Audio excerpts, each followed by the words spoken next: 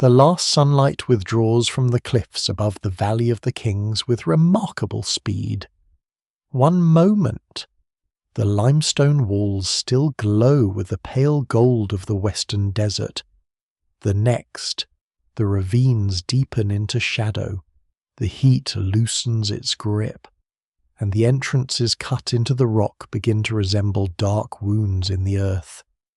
Nothing grows here except scattered desert plants clinging to dust and stone. There is no river within sight, no cultivated field, no village smoke rising into the evening air. Only the cliffs remain, folded around a dry valley where Egypt's most powerful rulers once tried to disappear. This was not a city built for the living. It had no monumental avenue for public processions, no broad courtyards where crowds gathered beneath painted columns. The structures that mattered were hidden beneath the ground, sealed behind plaster and stone, their entrances covered with rubble until the desert seemed undisturbed again. Deep inside them, kings lay surrounded by spells, ritual objects, food, furniture, weapons, jewelry, and carefully prepared images of a universe they expected to enter after death. Above them stood a landscape deliberately chosen for isolation, secrecy, and sacred meaning.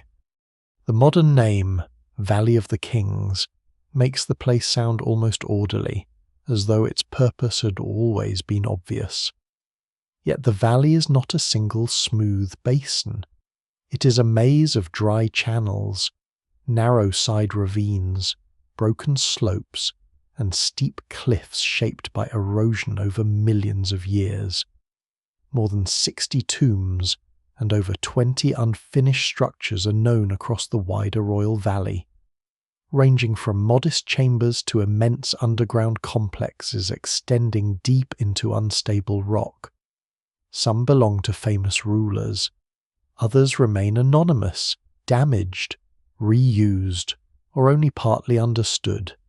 Even after generations of excavation, the landscape has not surrendered every secret. Above it rises Al-Qurun, the highest summit in the Theban hills. Its natural shape resembles a pyramid when viewed from certain directions. This resemblance may have strengthened the valley's religious appeal, though scholars still debate how deliberately the peak influenced the royal choice. The pyramid had long been associated with solar rebirth and the ascent of the king. Here, instead of constructing a vast stone pyramid on open ground, the rulers of the new kingdom could place themselves beneath a natural one, carved by geology and towering silently above the western horizon. The west carried its own meaning. Each evening the sun descended beyond the Nile and vanished into the land of the dead. In Egyptian belief, this was not an ending but a dangerous passage. Through the night, the solar god travelled beneath the world, confronting disorder before being reborn in the east at dawn. A dead king hoped to join this cycle, to pass through darkness and emerge renewed. The valley therefore occupied more than a remote geographical location. It stood within a sacred map of death, transformation, and return. Before we go deeper, take a moment to like the video and subscribe, if this is the kind of history and mystery you enjoy. During the New Kingdom, particularly across the 18th, 19th, and 20th dynasties, the rulers of Egypt presided over an empire of enormous wealth and influence. Tribute, trade goods, and military spoils moved toward the Nile Valley from Nubia, the eastern Mediterranean, and western Asia. Temples expanded, royal workshops flourished, the priesthoods of major gods grew powerful. The kings who ruled from Thebes possessed resources that earlier generations might have found difficult to imagine, yet their burial place was designed to appear almost empty. That contradiction lies at the heart of the valley. These rulers commanded craftsmen capable of covering underground walls with elaborate scenes, cutting sarcophagi from massive stone, and manufacturing treasures from gold, alabaster, cedar, faience, ivory, and glass. At the same time, the entire royal burial depended upon hiding the entrance from anyone who might seek those riches. The tomb had to proclaim eternal kingship inside while denying its own existence outside. By daylight, the valley can seem harsh but comprehensible. Paths cross the pale ground. Tourists move between open tombs. Signs identify entrances by modern excavation numbers. Conservation barriers, lighting systems, monitoring equipment, and reinforced walkways remind visitors that the place is now managed as a major archaeological site. At night, however, its older character becomes easier to imagine. The cliffs block the distant lights of Luxor. Sound travels strangely through the ravines. Loose stones shift underfoot. The mouth of each tomb becomes indistinguishable from the shadows around it. Ancient guards once watched this terrain, but secrecy was never absolute. Tomb builders, artists, foremen, scribes, priests, officials, and transport workers all participated in the long preparation of a royal burial. The men who cut the chambers lived nearby at Deir el-Medina, a planned settlement whose surviving records reveal a remarkably literate community. They knew where tombs lay, how corridors turned, which doors were sealed, and which chambers contained the most valuable objects. Officials kept inventories, guards patrolled approaches, priests conducted ceremonies. Knowledge spread through a network of people whose cooperation was essential, and whose silence could never be guaranteed forever. The valley also concealed a danger that no guard could arrest. The surrounding cliffs are made from layers of limestone, marl, and shale that respond differently to pressure and water. Though the desert appears dry, sudden rain can send violent floods through channels that remain empty for years. Mud, stones, and debris rush toward tomb entrances, filling shafts, cracking walls, and forcing water into decorated chambers. Some tombs were damaged in antiquity. Others continue to suffer from fractures, humidity, weakened ceilings, and unstable rock. What was intended as the safest possible refuge could become a trap formed by the mountain itself.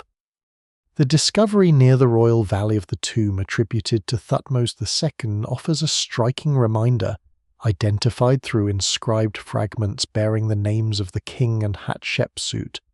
The tomb appears to have suffered severe flood damage not long after the burial. Its condition helps explain why royal remains and funerary equipment might be removed, relocated, or lost. Even in the age that created these places, permanence was already failing. This physical vulnerability gives the valley a different kind of unease. Its danger does not require invisible forces. Stone expands and separates. Moisture finds old cracks. Painted plaster lifts away from walls. Salt forms beneath pigments. Human breath changes the atmosphere of small chambers. Millions of footsteps create a pressure no ancient architect planned to accommodate. The tombs are not merely ruins awaiting discovery. They are environments still changing. Yet the valley's reputation has rarely rested on geology alone. For many modern visitors, its darkness is inseparable from stories of sealed doors, disturbed kings, sudden deaths, and warnings carried out of the tombs by those who entered them.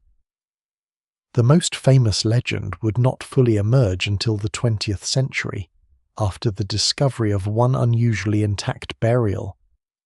But the conditions that made such a legend powerful were already present: hidden wealth, violated bodies, sacred texts, forgotten names, and the unsettling belief that some boundaries were never meant to be crossed.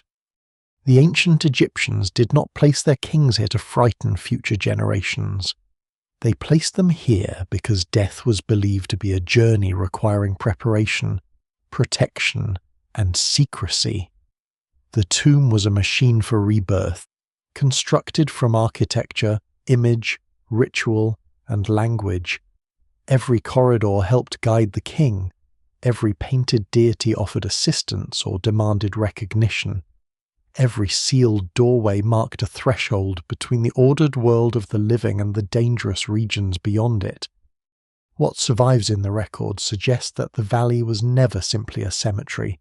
It was a carefully engineered sacred landscape, watched by officials, shaped by workers, threatened by nature, and gradually burdened by the very wealth it was meant to protect.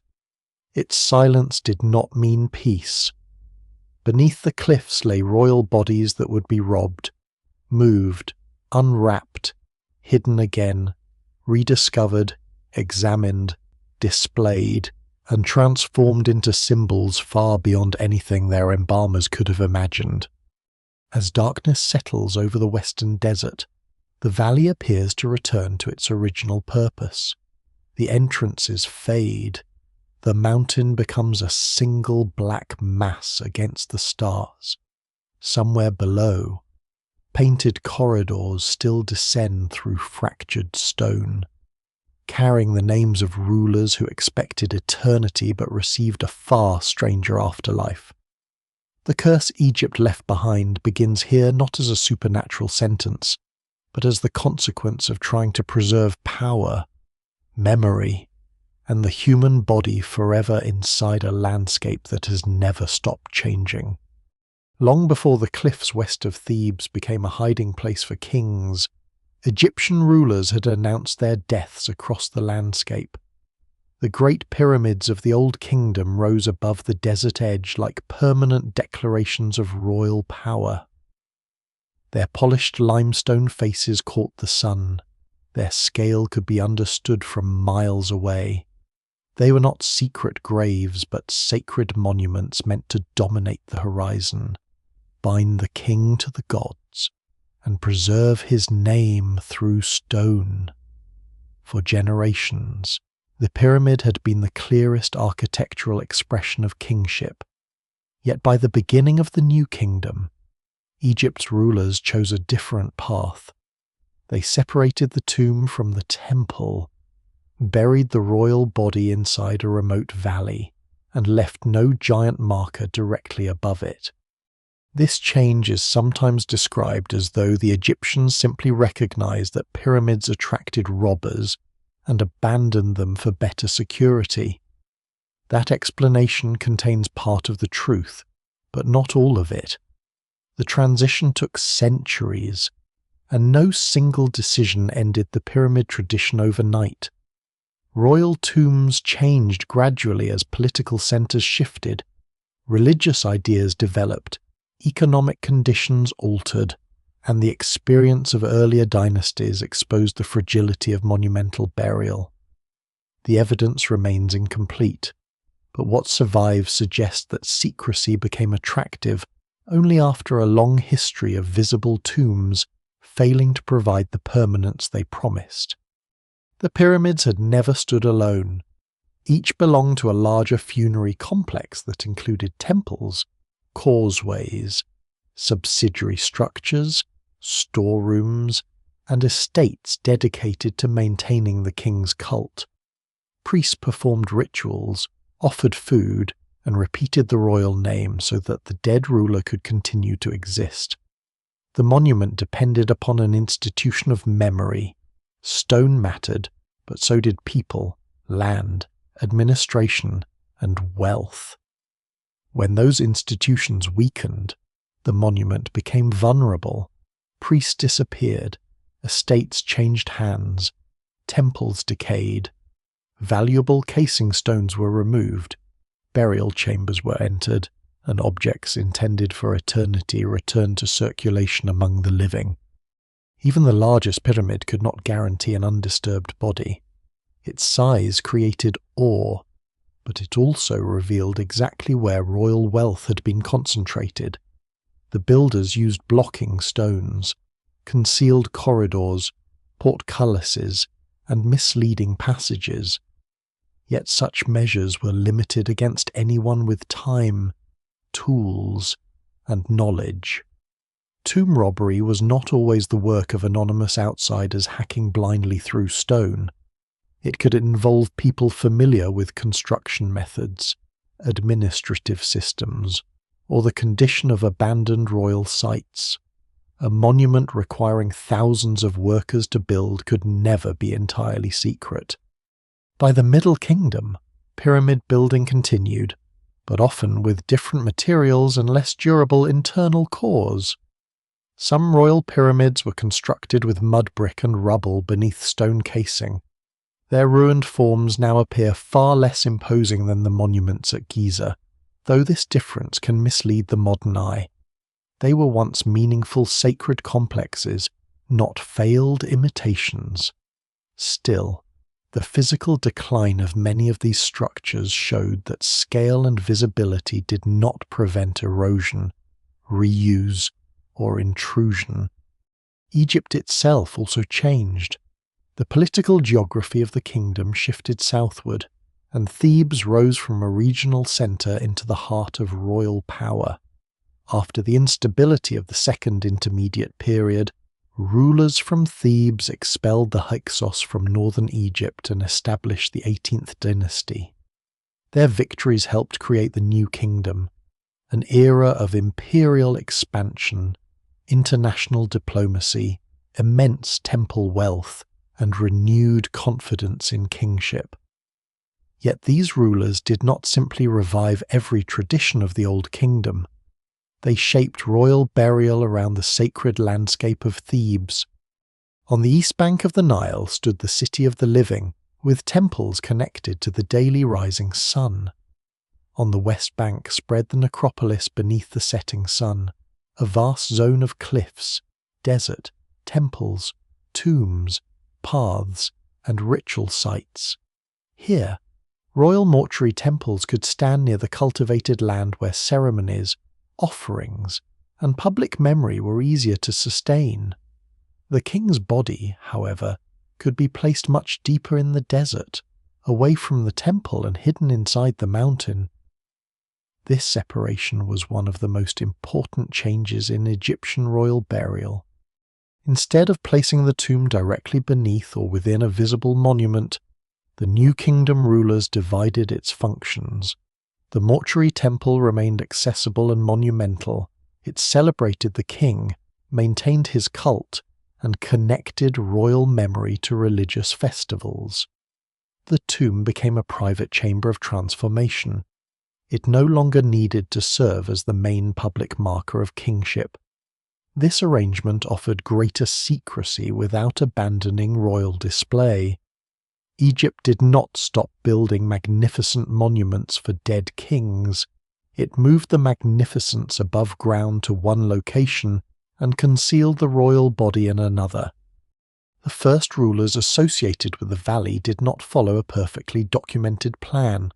Scholars still debate details of the earliest royal burials there, including the attribution of some tombs and the sequence in which different areas were used.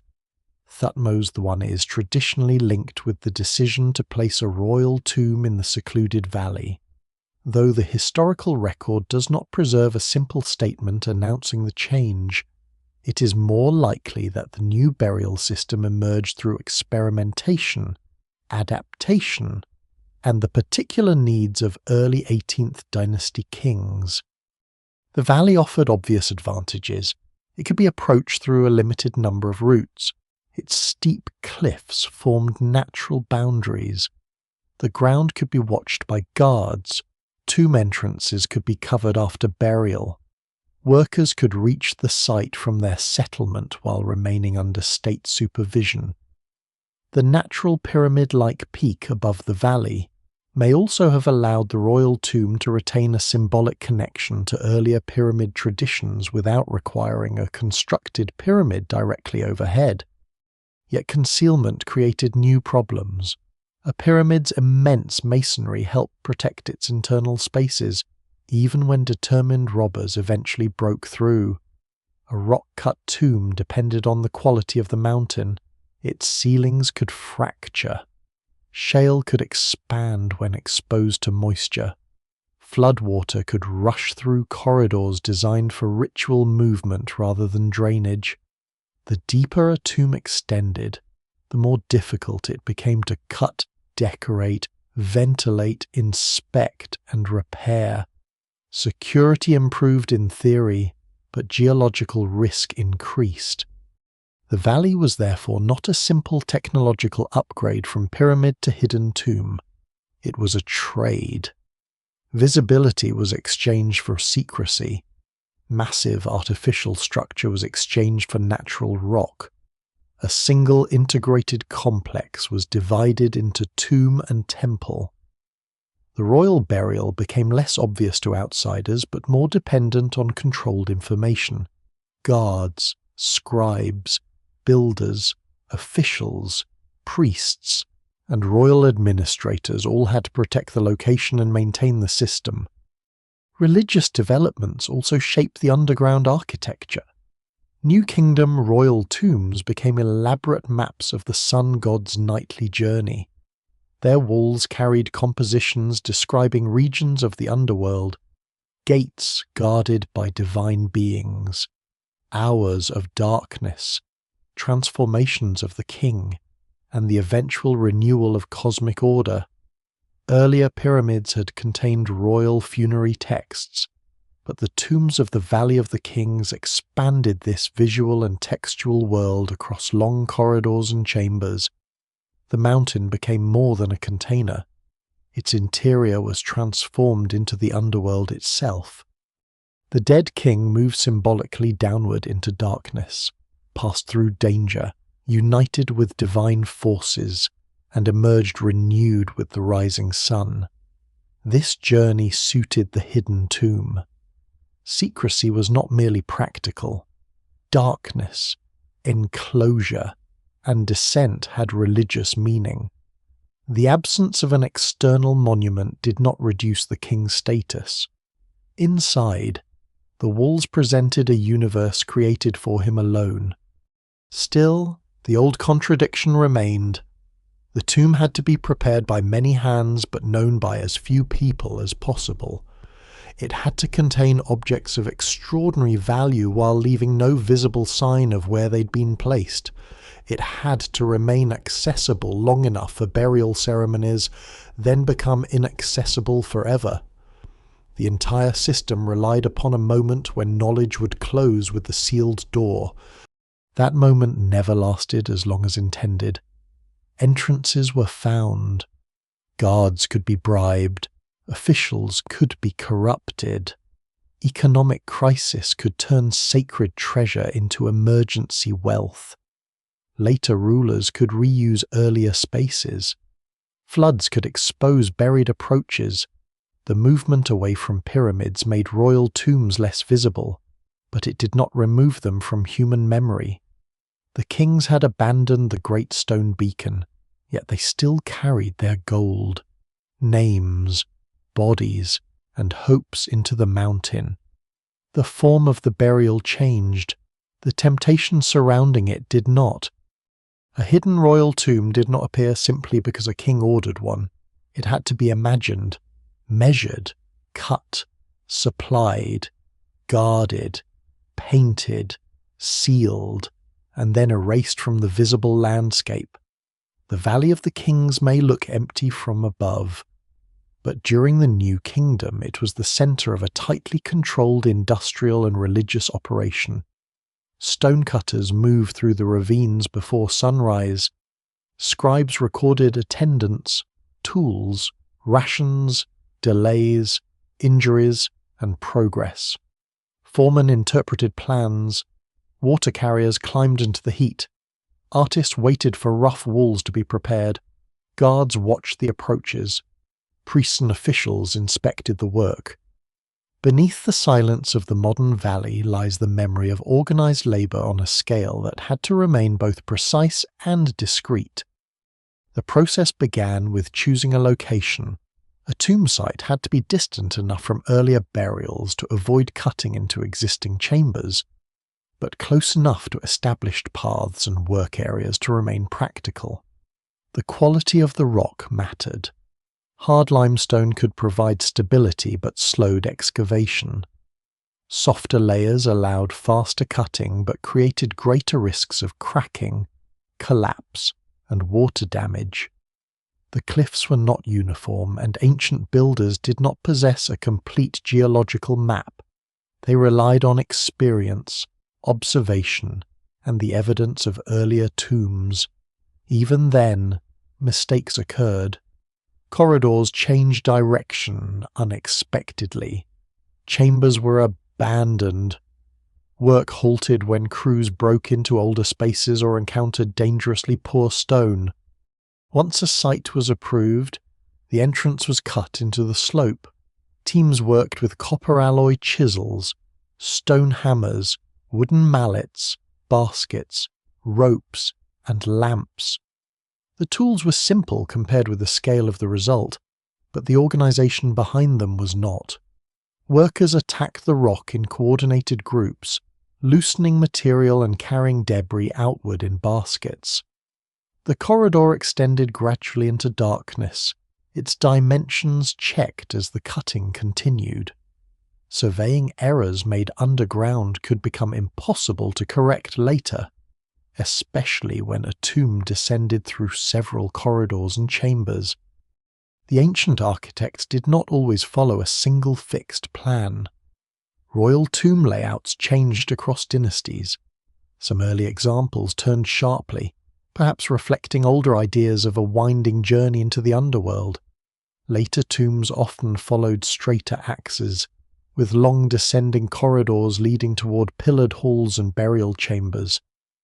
The design could also change during construction if the king died sooner than expected. A tomb intended to become immense might be completed hastily. Walls could remain only partly decorated. Chambers might be reduced or adapted. Royal eternity was planned over years, but death did not always respect the schedule. The workers responsible for this task lived at Deir el-Medina, a walled settlement on the western desert near the royal necropolis. Its inhabitants were not an anonymous mass of labourers. They formed a specialised community of skilled craftsmen employed by the state. Many were literate or lived among people who were. Their surviving ostraca and papyri preserve letters, legal complaints, household accounts, jokes, prayers, medical concerns, work records, and disputes. Because so much of their daily writing survives, they are among the most familiar non-royal communities from ancient Egypt. Their official title can be understood as servants in the place of truth, a phrase referring to the royal necropolis. The name captures the sacred prestige of their work, though their lives were not protected from ordinary frustration. They received grain rations and other supplies rather than modern wages. When deliveries failed, resentment grew quickly. During the reign of Ramesses III, workers stopped labouring and protested because their rations were overdue, producing one of the earliest documented labour strikes in history. The men responsible for constructing eternity could not work without food, and they knew the state depended upon their skill. Crews were often divided into two sides, commonly described as left and right, each with its own foreman and personnel. Scribes tracked who appeared for work and why others were absent. The reasons recorded are surprisingly human. A worker might be ill, caring for a family matter, preparing a household celebration, brewing beer, or dealing with a scorpion sting. These small details weaken the illusion that the tombs were made by mysterious beings with impossible knowledge. They were created by trained people who argued, rested, made errors, and returned to work the next day. Excavation was only the first stage. Rough stone surfaces had to be shaped and plastered. Designers laid out scenes and columns of text. Artists drew preliminary figures, sometimes correcting proportions or changing poses before final painting and carving. In some tombs, the images were cut in relief. In others, they were painted onto prepared surfaces. Different specialists handled outlines, inscriptions, pigments, and finishing work. The walls became a carefully ordered sequence of divine encounters, solar journeys, protective beings, and transformations. Lighting presented a constant difficulty. Deep corridors received no sunlight. Workers used lamps fueled by oil or animal fat. But smoke and soot could damage fresh surfaces and make breathing unpleasant. Records suggest that lamp wicks and fuel were monitored, reinforcing how closely the work was administered. Ventilation remained limited. Heat from bodies and lamps accumulated underground. Dust filled the air as stone was cut and plaster mixed. The finished tomb may appear calm and sacred, but its creation was noisy, hot, cramped, and physically exhausting. Security surrounded every stage. Access to the valley was restricted, checkpoints controlled movement. Guards patrolled routes through the necropolis. Tools were issued and counted because metal was valuable and could also be used to force sealed entrances. Knowledge of a tomb's interior was distributed among officials, workers, and priests. But no system could remove the danger created by human memory. A stonecutter who had shaped a hidden chamber might remember its depth.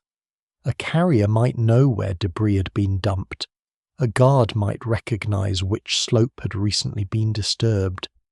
Secrecy therefore depended on community discipline, administrative control, and the expectation that sacred boundaries would be respected. Yet the same settlement that produced trusted royal craftsmen also existed within a changing economy. When wages failed, authority weakened.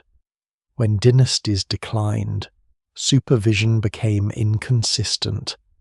Some records from later periods suggest that necropolis workers or people connected to them became involved in tomb robbery, though individual responsibility is not always clear. The line between guardian and intruder could narrow when the state no longer fulfilled its obligations.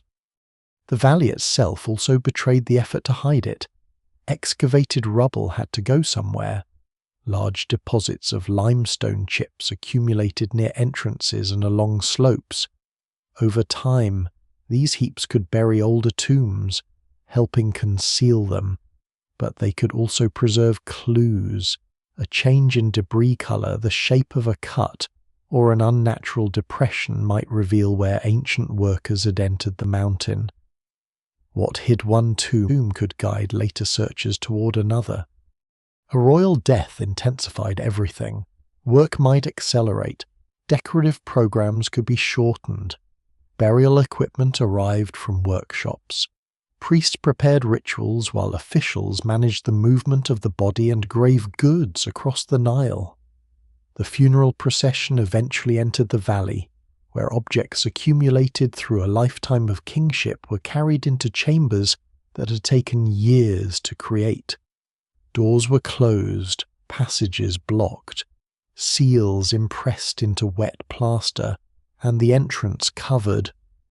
Then the workforce withdrew. The valley returned to stillness. The tomb became invisible again, at least in theory. But beneath the rubble remained every trace of the operation tool marks, abandoned lamps, unfinished sketches, corrections in red and black pigment, broken jars, footprints in dust, and the knowledge carried away by those who had built it. No single explanation fully accounts for how some tombs remained hidden for centuries while others were violated quickly. Success depended on terrain, secrecy, political stability, luck, and sometimes the burial of one entrance beneath the debris of later construction.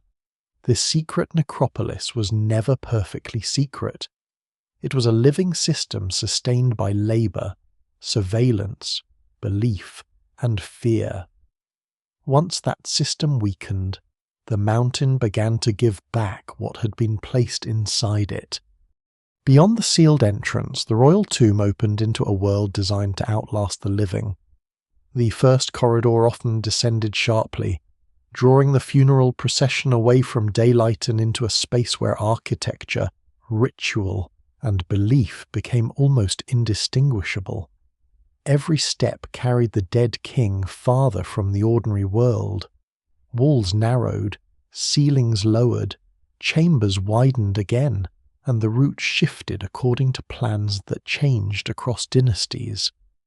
The deeper the tomb went, the more completely it became a model of the hidden universe through which the king was expected to travel. To modern visitors, the interior can appear like a sequence of decorated rooms. To the ancient Egyptians, it was closer to a machine for rebirth.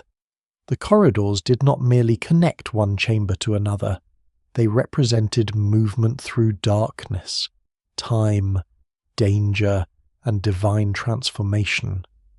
The burial chamber was not simply a place to store a body, it was the point where the king entered a new state of existence, protected by language, image, ritual knowledge, and the physical presence of objects chosen to sustain him forever. The tombs varied greatly in size. Tutankhamun's KV62 is relatively small, its compact plan perhaps reflecting the young king's unexpected death and the need to adapt a tomb that may not originally have been intended for him. Only the burial chamber received full painted decoration.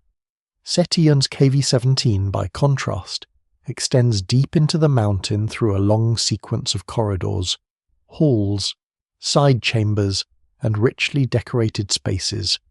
Its walls preserve major funerary compositions, while the ceiling of the burial chamber presents an astronomical vision of the heavens. One tomb feels compressed and urgent, the other feels like an underground palace planned to contain an entire cosmos. Yet both serve the same essential purpose. The king had to be preserved, recognized, equipped, and guided. Mummification protected the body because physical identity remained important after death. The dead ruler also needed his name, titles, and image to survive. Egyptian belief did not reduce a person to a single soul. Human existence involved multiple spiritual elements, including forces that could move, receive offerings, inhabit images, and remain connected to the body. Destruction of the name or face threatened this continuity. Preservation was therefore not sentiment alone. It was a technical and religious necessity. The body arrived inside nested layers of protection. Depending on period and circumstance, the mummy might rest within several anthropoid coffins, placed inside a stone sarcophagus surrounded by shrines. Tutankhamun's burial demonstrates this principle with extraordinary intensity. His mummy lay within 3 coffins, one made of solid gold, inside a quartzite sarcophagus. Around it stood a series of gilded wooden shrines filling much of the burial chamber. These layers created barriers against intrusion, but their deeper meaning was sacred enclosure. The king rested at the center like a divine presence concealed within a temple. The concentration of wealth was overwhelming. Gold-covered coffins, masks, shrines, furniture, chariots, sandals, jewelry, weapons, and ritual objects. To ancient Egyptians, gold carried more than economic value. Its color and resistance to decay associated it with the sun and the flesh of the gods. Placing gold around the king helped transform him into an eternal being. For later robbers, however, its meaning was simpler. It could be cut, melted, divided, and carried away. Other materials carried their own associations. Lapis lazuli and blue glass evoke the heavens and divine hair. Green stones and faience suggested vegetation, renewal, and rebirth. Cedar imported from the Levant appeared in coffins and furniture. Alabaster vessels held oils, perfumes, and ritual substances. Linen wrapped the body in layer after layer, sometimes with amulets placed between the folds. Even ordinary-looking objects belong to a carefully constructed system in which colour, material, shape, and inscription reinforced the king's transformation. Food and drink were placed nearby because the afterlife required nourishment. Jars held wine, oils, grain, and other provisions. Baskets contained produce. Cuts of meat might be prepared and wrapped. The king also received clothing, beds, headrests, stools, boxes, games, walking sticks, bows, arrows, and chariots. These objects were not random possessions emptied from a palace. They represented comfort, authority, mobility, protection, ceremony, and the continuation of a royal life. Some items bore traces of use. This detail makes the tombs feel less like theatrical sets and more like extensions of an actual life. Sandals could show wear. Walking sticks might have been handled. Furniture could have belonged to the court before entering the tomb. Scholars still debate the original purpose of certain objects and whether some were made specifically for burial, reused from palace inventories, or adapted rapidly after a king's death. What survives in the record suggests that practical urgency often existed beside ritual perfection. The walls carried another form of equipment. Texts such as the Amduat, the Book of Gates, the Litany of Re, and other funerary compositions describe the sun god's passage through the 12 hours of night. They identified divine beings, dangerous regions, guarded gates, and forces that had to be understood or controlled. These were not books in the modern sense, nor were they identical in every tomb. They were collections of images and words arranged across architecture, sometimes appearing in different combinations according to period and royal preference. Seti I's tomb preserves one of the richest surviving examples. Its corridors and chambers unfold as a painted map of the afterlife. Deities stand in ordered rows. Solar boats move through hidden regions. Serpents coil around protective spaces. The dead king appears before gods or joins divine processes larger than himself. The astronomical ceiling above the burial chamber lifts the gaze away from stone and toward the night sky, as though the tomb's deepest point opens upward into eternity. These images can look ominous to modern eyes. Strange hybrid beings, knives, serpents, fire, and guarded gates seem to promise punishment. Yet their purpose was usually protective and instructional. They gave the king knowledge. In Egyptian thought, knowing a being's name or recognizing the correct route created power over danger. The tomb walls ensured that the ruler would not enter the afterlife unprepared. Small figures called shabtis or shabtis were included to perform labour on behalf of the dead. Some royal burials contained hundreds. They were equipped symbolically with tools and inscribed with spells compelling them to answer if the king were called to work in the fields of the afterlife. Even eternity contained administration, and the pharaoh had no intention of performing manual labour personally. Protective deities guarded the body and organs. Canopic equipment held or symbolically represented the embalmed internal organs, watched over by divine figures. Images of goddesses spread wings around shrines and sarcophagi. Amulets placed on the mummy protected wounds, strengthened the heart, restored breath, and defended the body from decay. The famous scarab associated with the heart could carry a spell intended to prevent that organ from testifying against the dead during judgment.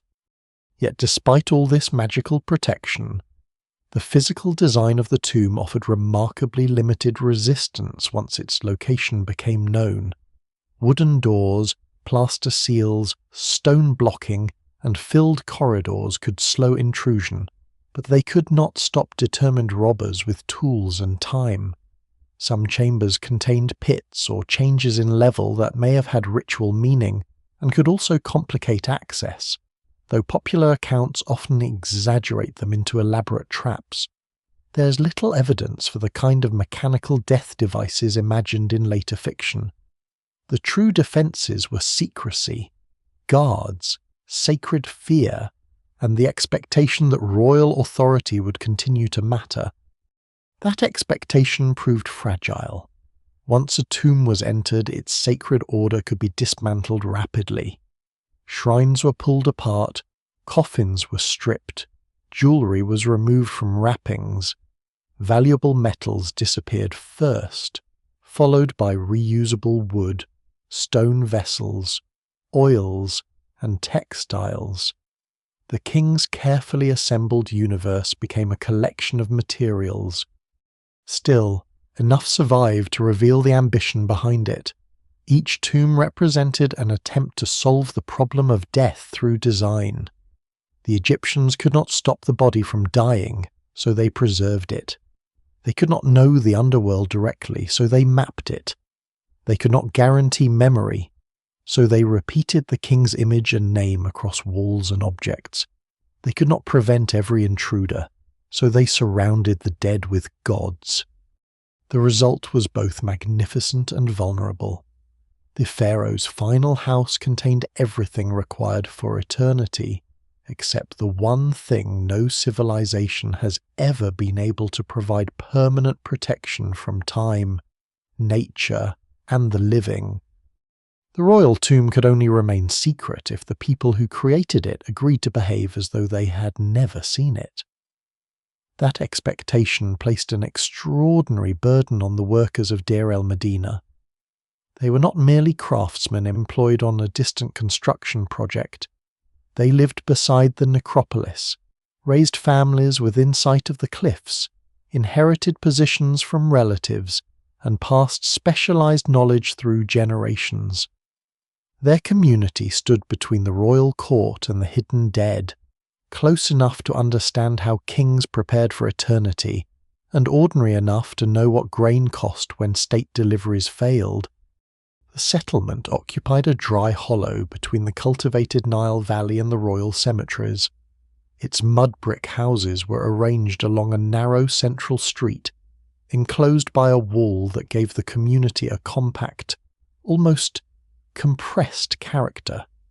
Inside, rooms opened one behind another beneath flat roofs. Families cooked, stored goods, repaired clothing, worshipped household deities, argued over property, and recorded debts. The village was not luxurious, but its residents enjoyed a degree of literacy, administrative contact, and professional status unusual in the ancient world. Their surviving writings reveal lives that royal monuments normally hide. Tomb walls present ideal order. Village records preserve lateness, illness, shortages, gossip, accusations, loans, inheritance disputes, and complaints about neighbours. They show a society in which sacred work existed beside domestic irritation. A man could spend the day painting the king's journey through the underworld and return home to negotiate the ownership of a jar, a doorway, or a piece of furniture. The workers were organised into formal crews under foremen, deputies, and scribes.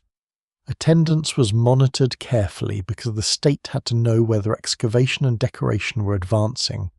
Absences were noted with reasons that range from illness to religious observance, household responsibilities, brewing, mourning, and encounters with dangerous animals. These records are sometimes treated as charming glimpses of ordinary life, but they also reveal how dependent the royal burial system was on the bodies and schedules of specific individuals. If skilled plasterers were sick, walls remained unfinished. If painters were absent, sacred texts could not be completed.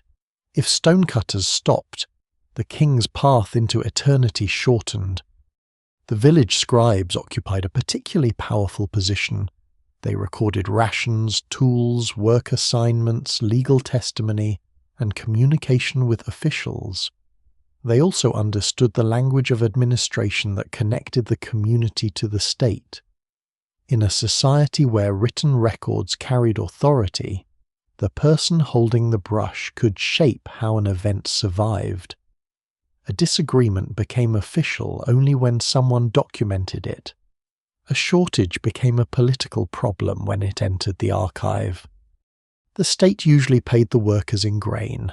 Supplemented by other commodities, grain was not a minor convenience. It was the basis of household survival, convertible into bread, beer, exchange, and obligation. When deliveries arrived late, the entire economic rhythm of the village broke down. Families borrowed, debts accumulated, resentment spread. Eventually, during the reign of Rameses III, the workers stopped working and left their assigned area to protest. Their action was disciplined rather than chaotic. They gathered near temples and administrative spaces where officials could not easily ignore them. They explained that hunger had driven them beyond the walls.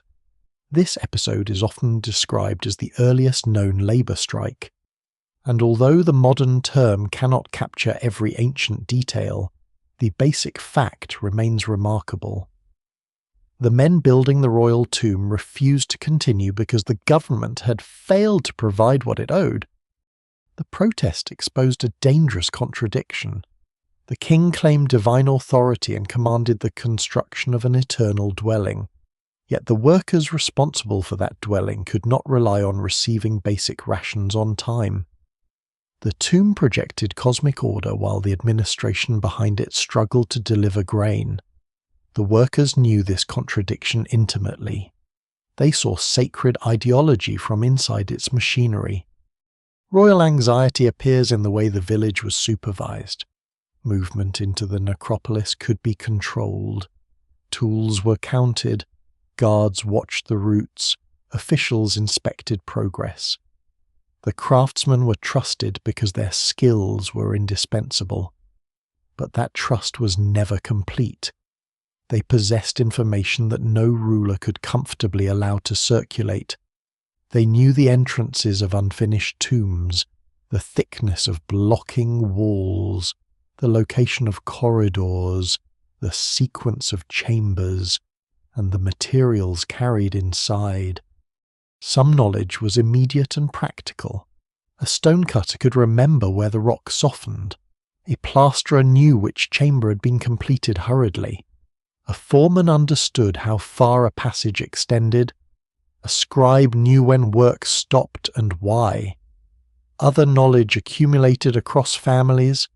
Positions often passed from father to son or through networks of kin. A household could preserve memories of tombs built decades earlier, especially when relatives had participated in them. This does not mean every worker was a potential robber.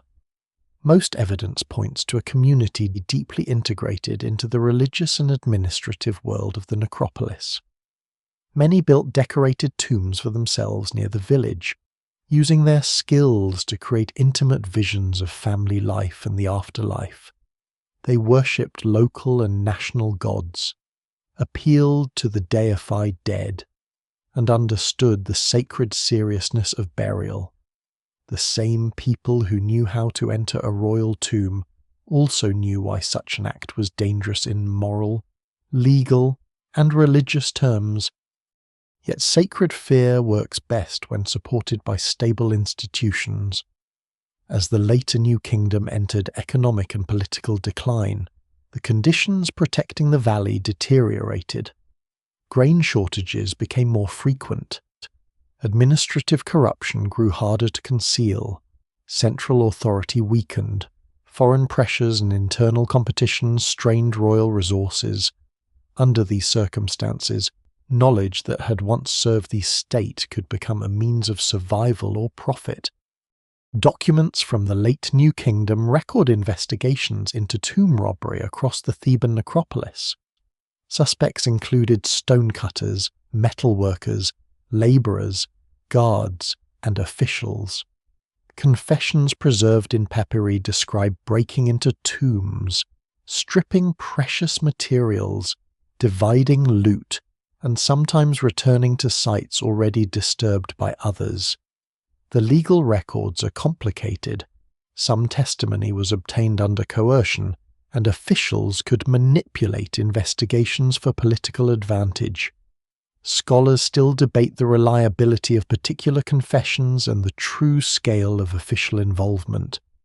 What survives nevertheless suggests that tomb robbery was not always a simple conflict between criminals and guardians. The system itself had begun to fracture. Guards could cooperate with thieves, officials might accept payments. Workers could use their technical knowledge.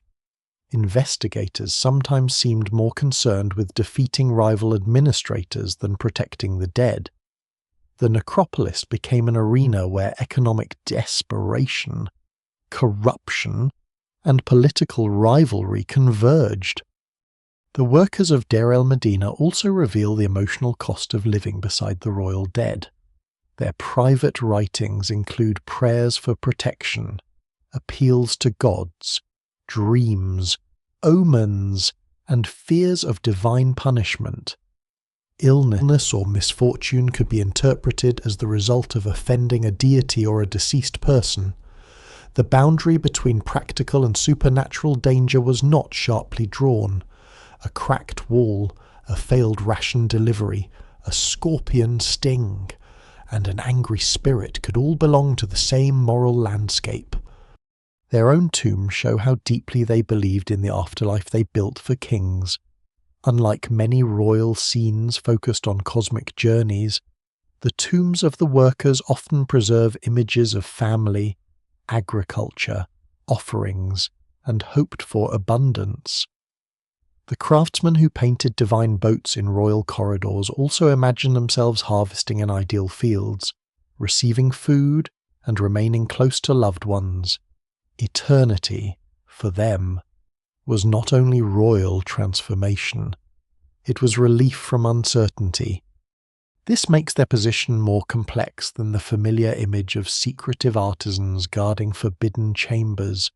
They were believers and employees, specialists and neighbours, keepers of sacred knowledge and people vulnerable to hunger. They made the valley possible, but they could not control what happened after royal authority weakened. Their records show that the first cracks in the necropolis were not only geological, they ran through the administration, the economy, and the fragile agreement between those who commanded eternity and those required to construct it. When the grain stopped arriving, the workers walked away from the tomb. When oversight collapsed, secrets became harder to contain.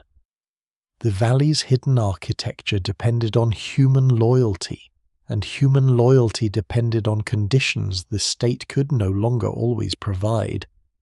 The walls of the royal tombs do not speak in the language of revenge. They speak in the language of survival. Their painted figures, guarded gates, coiling serpents, solar boats, knives, flames, and divine beings were not created primarily to threaten future intruders. They were placed there to help the dead king cross a landscape no living person could enter and return to describe. What later generations imagined as warnings against disturbance were, in their original setting, instructions against oblivion. For the ancient Egyptians, death did not lead automatically to peace. The world beyond the grave was ordered, but it was also dangerous. Darkness contained gates that opened only for those who knew their names.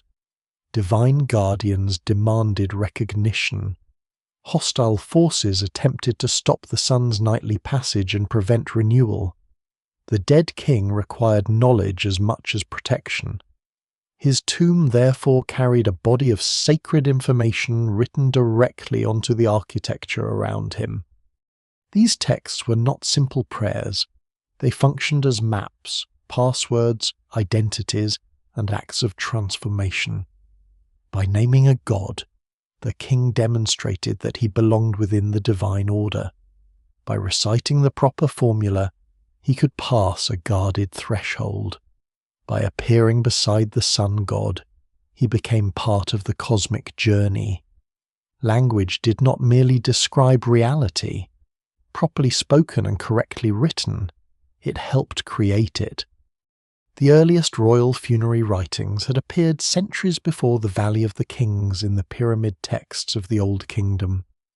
Those inscriptions focused on the ascent and transformation of the ruler, surrounding him with spells intended to restore his body, protect him from hunger, and unite him with divine powers.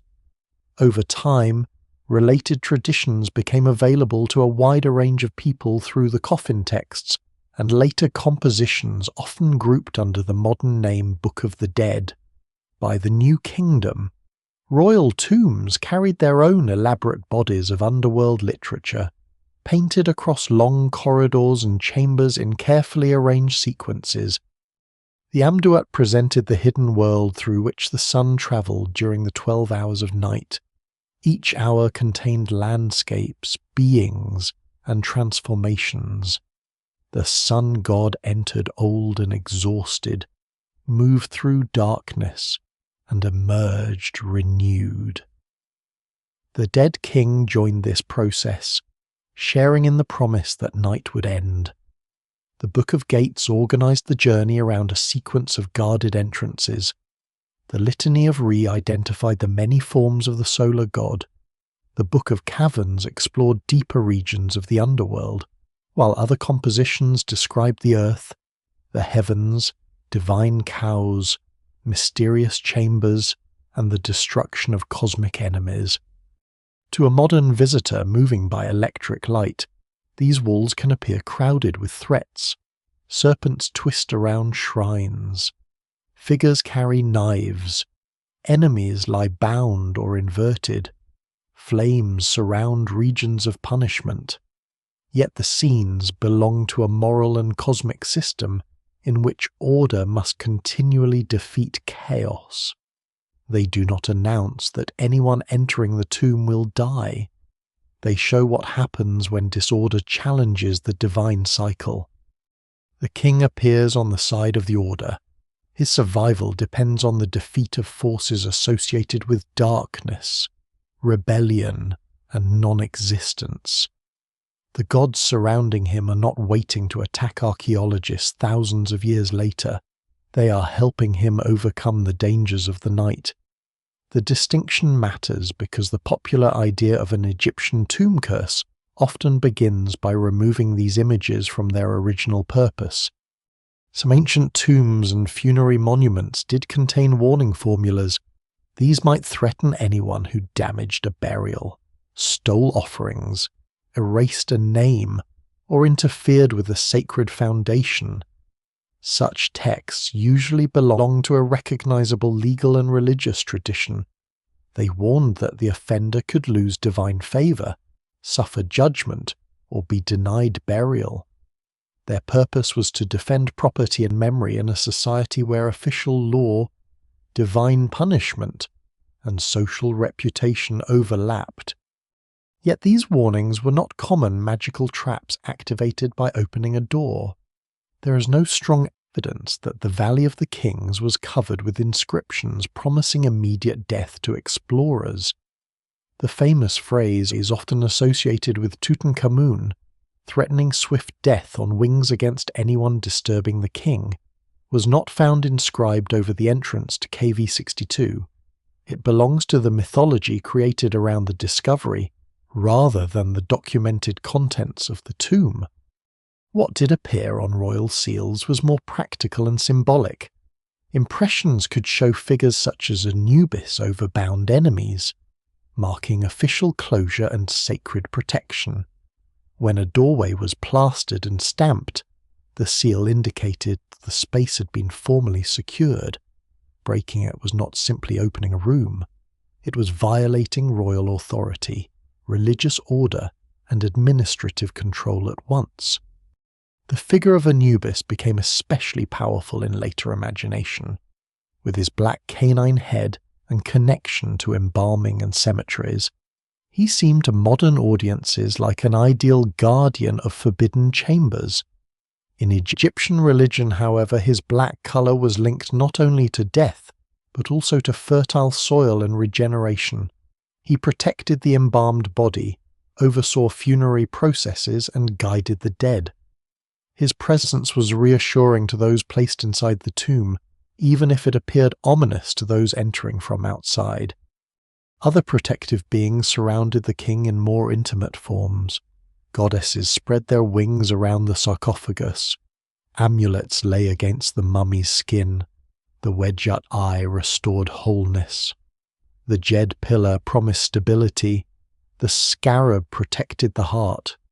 Knotted amulets associated with Isis invoked her power to guard and revive. Small magical bricks could be placed in the burial chamber, each bearing a figure and spell directed toward one of the cardinal directions. They created an invisible perimeter of defense around the dead. One such brick might carry a miniature torch, another a figure of Anubis, another a reed or protective emblem. Their purpose was not theatrical. They belonged to a precise ritual system intended to repel enemies approaching from different directions. The tomb was defended not by hidden blades or collapsing floors, but by sacred orientation, spoken formulas, images, seals, and the presumed power of the gods. The absence of mechanical traps disappointed later adventure stories, so imagination supplied them. Fiction filled Egyptian tombs with poison needles, sliding walls, bottomless pits, and curses that followed intruders across oceans.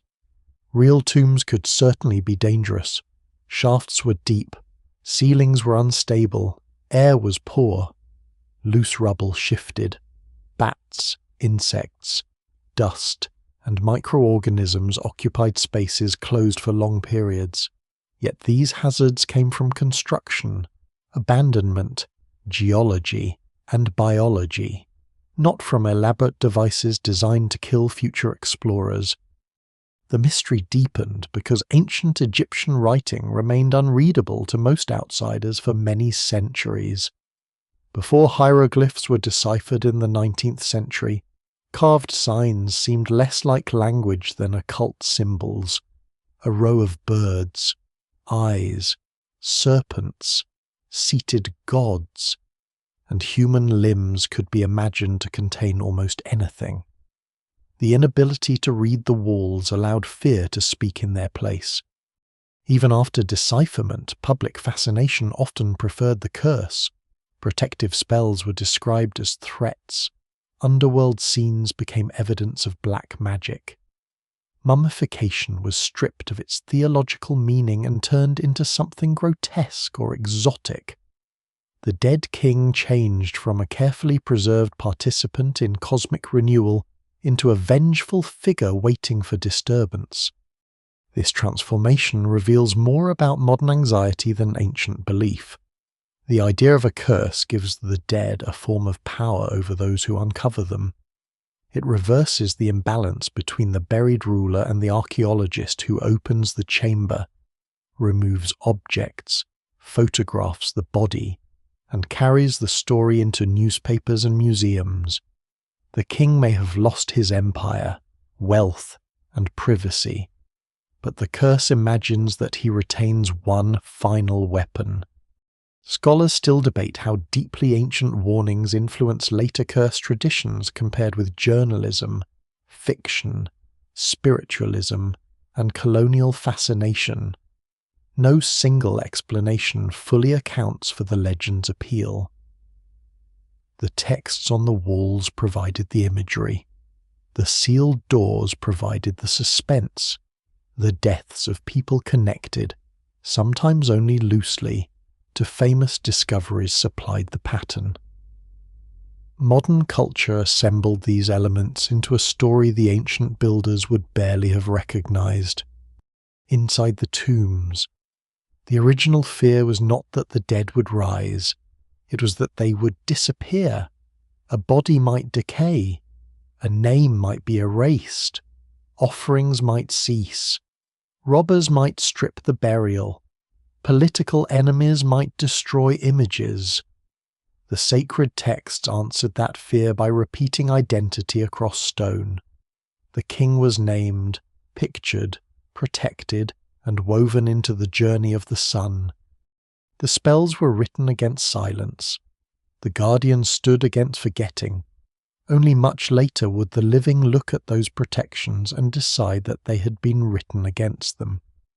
The spells remained on the walls, but the institutions meant to protect them began to fail. A tomb could be sealed with royal authority, guarded by sacred imagery, and hidden beneath tons of rubble. Yet none of those defences mattered once the people responsible for maintaining order no longer trusted the state, feared punishment, or received enough to survive. The betrayal of the Valley of the Kings did not begin with a single dramatic break-in. It emerged gradually from economic strain, political weakness, administrative corruption, and the slow collapse of the system that had once made secrecy possible. By the late New Kingdom, Egypt was no longer the confident imperial power it had been under the greatest rulers of the 18th and 19th dynasties. Foreign campaigns had become more difficult to sustain. Tribute and trade were less reliable. Royal succession grew unstable. Powerful priesthoods controlled immense resources. Regional authorities acted with increasing independence. The government still spoke the language of divine order, but the machinery behind that order was weakening. The ration delays recorded at Deir el-Medina were one visible symptom. When the state could not pay the craftsmen who constructed royal tombs, it revealed a deeper failure. Grain shortages did not automatically turn workers into robbers, but they damaged the moral contract linking service, loyalty, and royal authority. A king who could not feed the people guarding his predecessors could not expect the dead to remain secure forever. Tomb robbery was already an old problem. Earlier royal monuments had been entered, stripped, and reused long before the Valley of the Kings reached its height. What changed in the late New Kingdom was the scale of the crisis and the amount of surviving documentation. Administrative papyri preserve investigations into violated burials across the Theban necropolis. These records allow the modern world to hear not only that tombs were robbed, but how officials argued about the evidence, questioned suspects, accused rivals, and attempted to prove that they remained in control. One of the best-known episodes unfolded during the 20th dynasty, when reports reached the authorities that royal and private tombs had been broken into. Inspection teams crossed the western necropolis, entered burial places, examined seals, and recorded damage. Their work sounds methodical, but the investigation quickly became entangled in political rivalry. Officials responsible for different districts had reasons to accuse one another of negligence or exaggeration. The condition of the dead became evidence in a struggle among the living. Some tombs were found intact, others had been entered but not fully stripped. Still others had been devastated. Inspectors searched for broken doors, displaced stones, damaged coffins, missing objects, and signs that tunnels had been cut through surrounding rock. A tomb could be reached by following its original entrance, but robbers sometimes avoided known blocking systems by digging from the side or above. This required patience and familiarity with the landscape. It also suggests that some intruders knew more than chance alone could provide. Confessions preserved in later papyri describe groups entering burial chambers, opening coffins, and removing precious materials. Gold and silver were the most desirable because they could be divided, melted, and stripped of identifying form. Jewelry could be broken apart, gilded surfaces could be peeled from wood, metal fittings could be detached, linen, oils, vessels, and furniture also had value, though those are so difficult to conceal or sell. The theft did not end when an object left the tomb. Loot had to move through a social network. Someone divided it. Someone traded it. Someone accepted precious metal whose origin was probably difficult to explain. Guards might need to be bribed. Officials might be persuaded to ignore suspicious activity. Boatmen, metal workers, merchants, and local intermediaries could all become part of the chain. Organized robbery was therefore not simply an act committed inside the mountain. It was an economy built around the conversion of sacred objects into usable wealth. The legal records present these crimes through the language of outrage. Violating a royal burial was an offense against kingship, religion, property, and the moral order of Egypt. Yet the same records show how uncertain justice could be. Suspects were questioned under coercive conditions. Testimony changed. Accusations spread. Some people confessed and later withdrew their statements. Others named associates, perhaps truthfully, perhaps to reduce their own danger. Scholars still debate how much confidence can be placed in individual confessions. Corruption complicates the picture further. Inspectors might understate damage to protect their reputations. Rival administrators might exaggerate failures to weaken an opponent. Guards could participate in theft while officially serving as protectors. The institutions investigating tomb robbery were sometimes the same institutions whose weakness had allowed it to happen. The dead themselves became evidence. Coffins were opened to determine whether bodies remained inside. Wrappings were checked for removed jewelry. Damage to royal mummies revealed how directly the search for valuables reached the body. Amulets had been placed within layers of linen and precious objects rested against the skin. To reach them, robbers had to dismantle the careful work of embalmers and priests. The king's sacred identity was reduced to a final hiding place for metal. This was the deepest betrayal of the royal tomb. The architecture could be broken, the furniture removed, and the gold melted, but the body had been intended to remain whole. Its preservation allowed the king's spiritual elements to recognize and inhabit it. Damage threatened not only memory but continued existence. The robbers were not merely taking possessions. Within Egyptian belief, they were interfering with the machinery of rebirth. Yet fear of divine punishment did not stop them.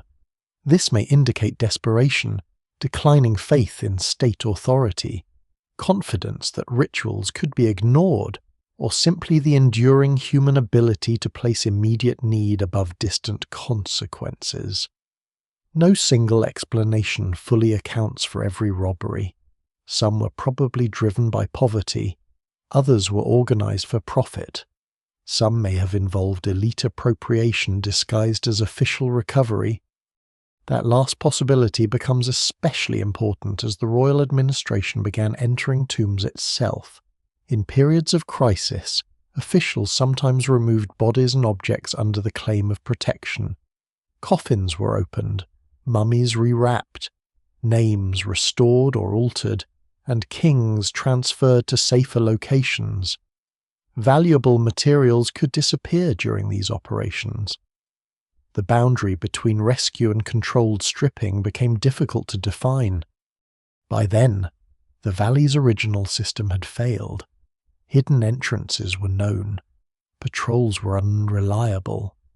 The royal court lacked the power to guard dozens of ancient burials indefinitely.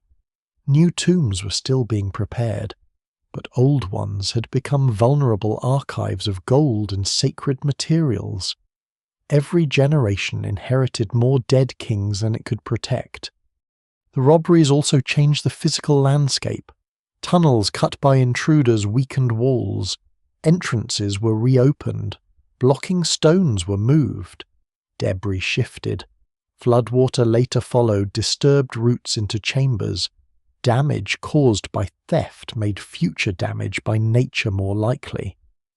The curse of robbery did not end with missing treasure. It altered the stability of the tombs themselves.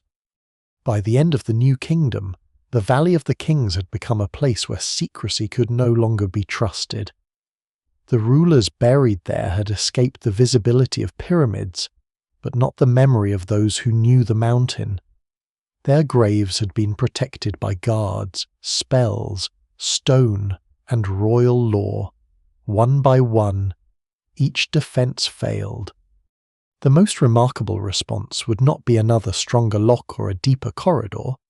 It would be an admission that the tombs themselves could no longer protect the kings. To save the royal dead, priests and officials would have to remove them from the places built for eternity and hide them together somewhere else. Once the royal tombs could no longer protect their occupants, the priests of Thebes faced a decision that would have horrified the builders of the valley. The kings had been placed in individually prepared chambers, surrounded by names, images, objects, and ritual spaces designed for one ruler alone.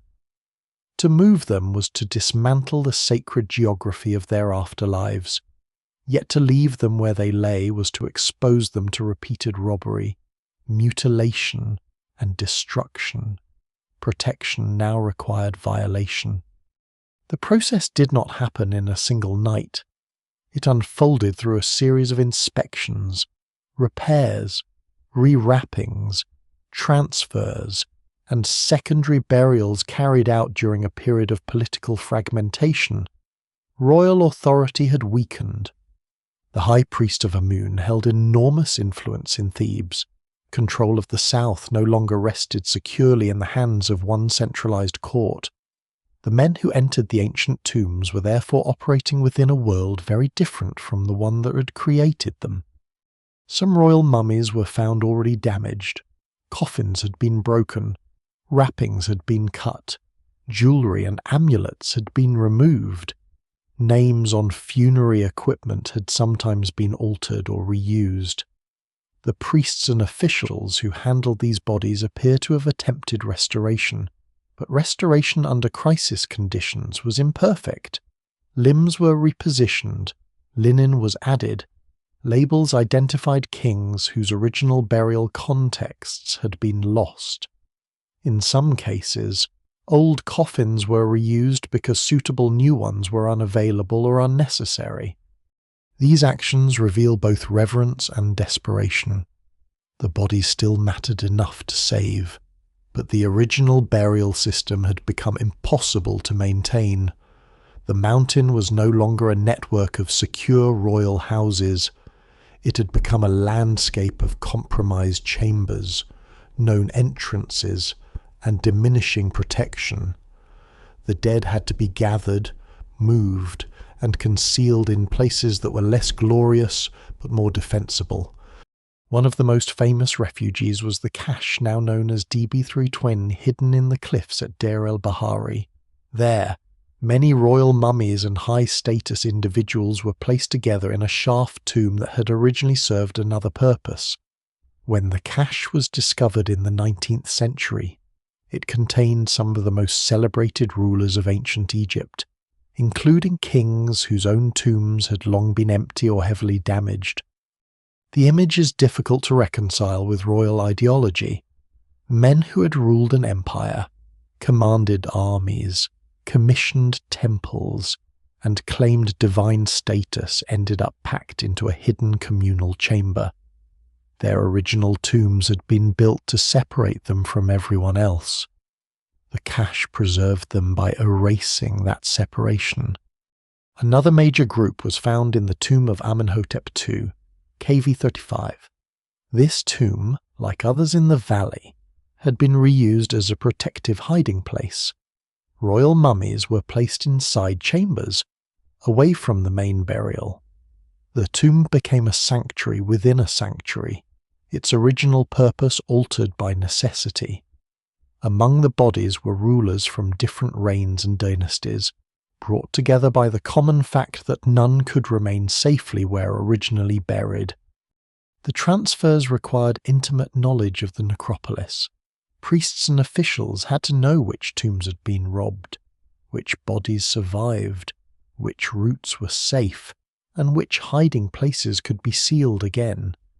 They may have moved at night or under guarded conditions, though the exact logistics remain uncertain.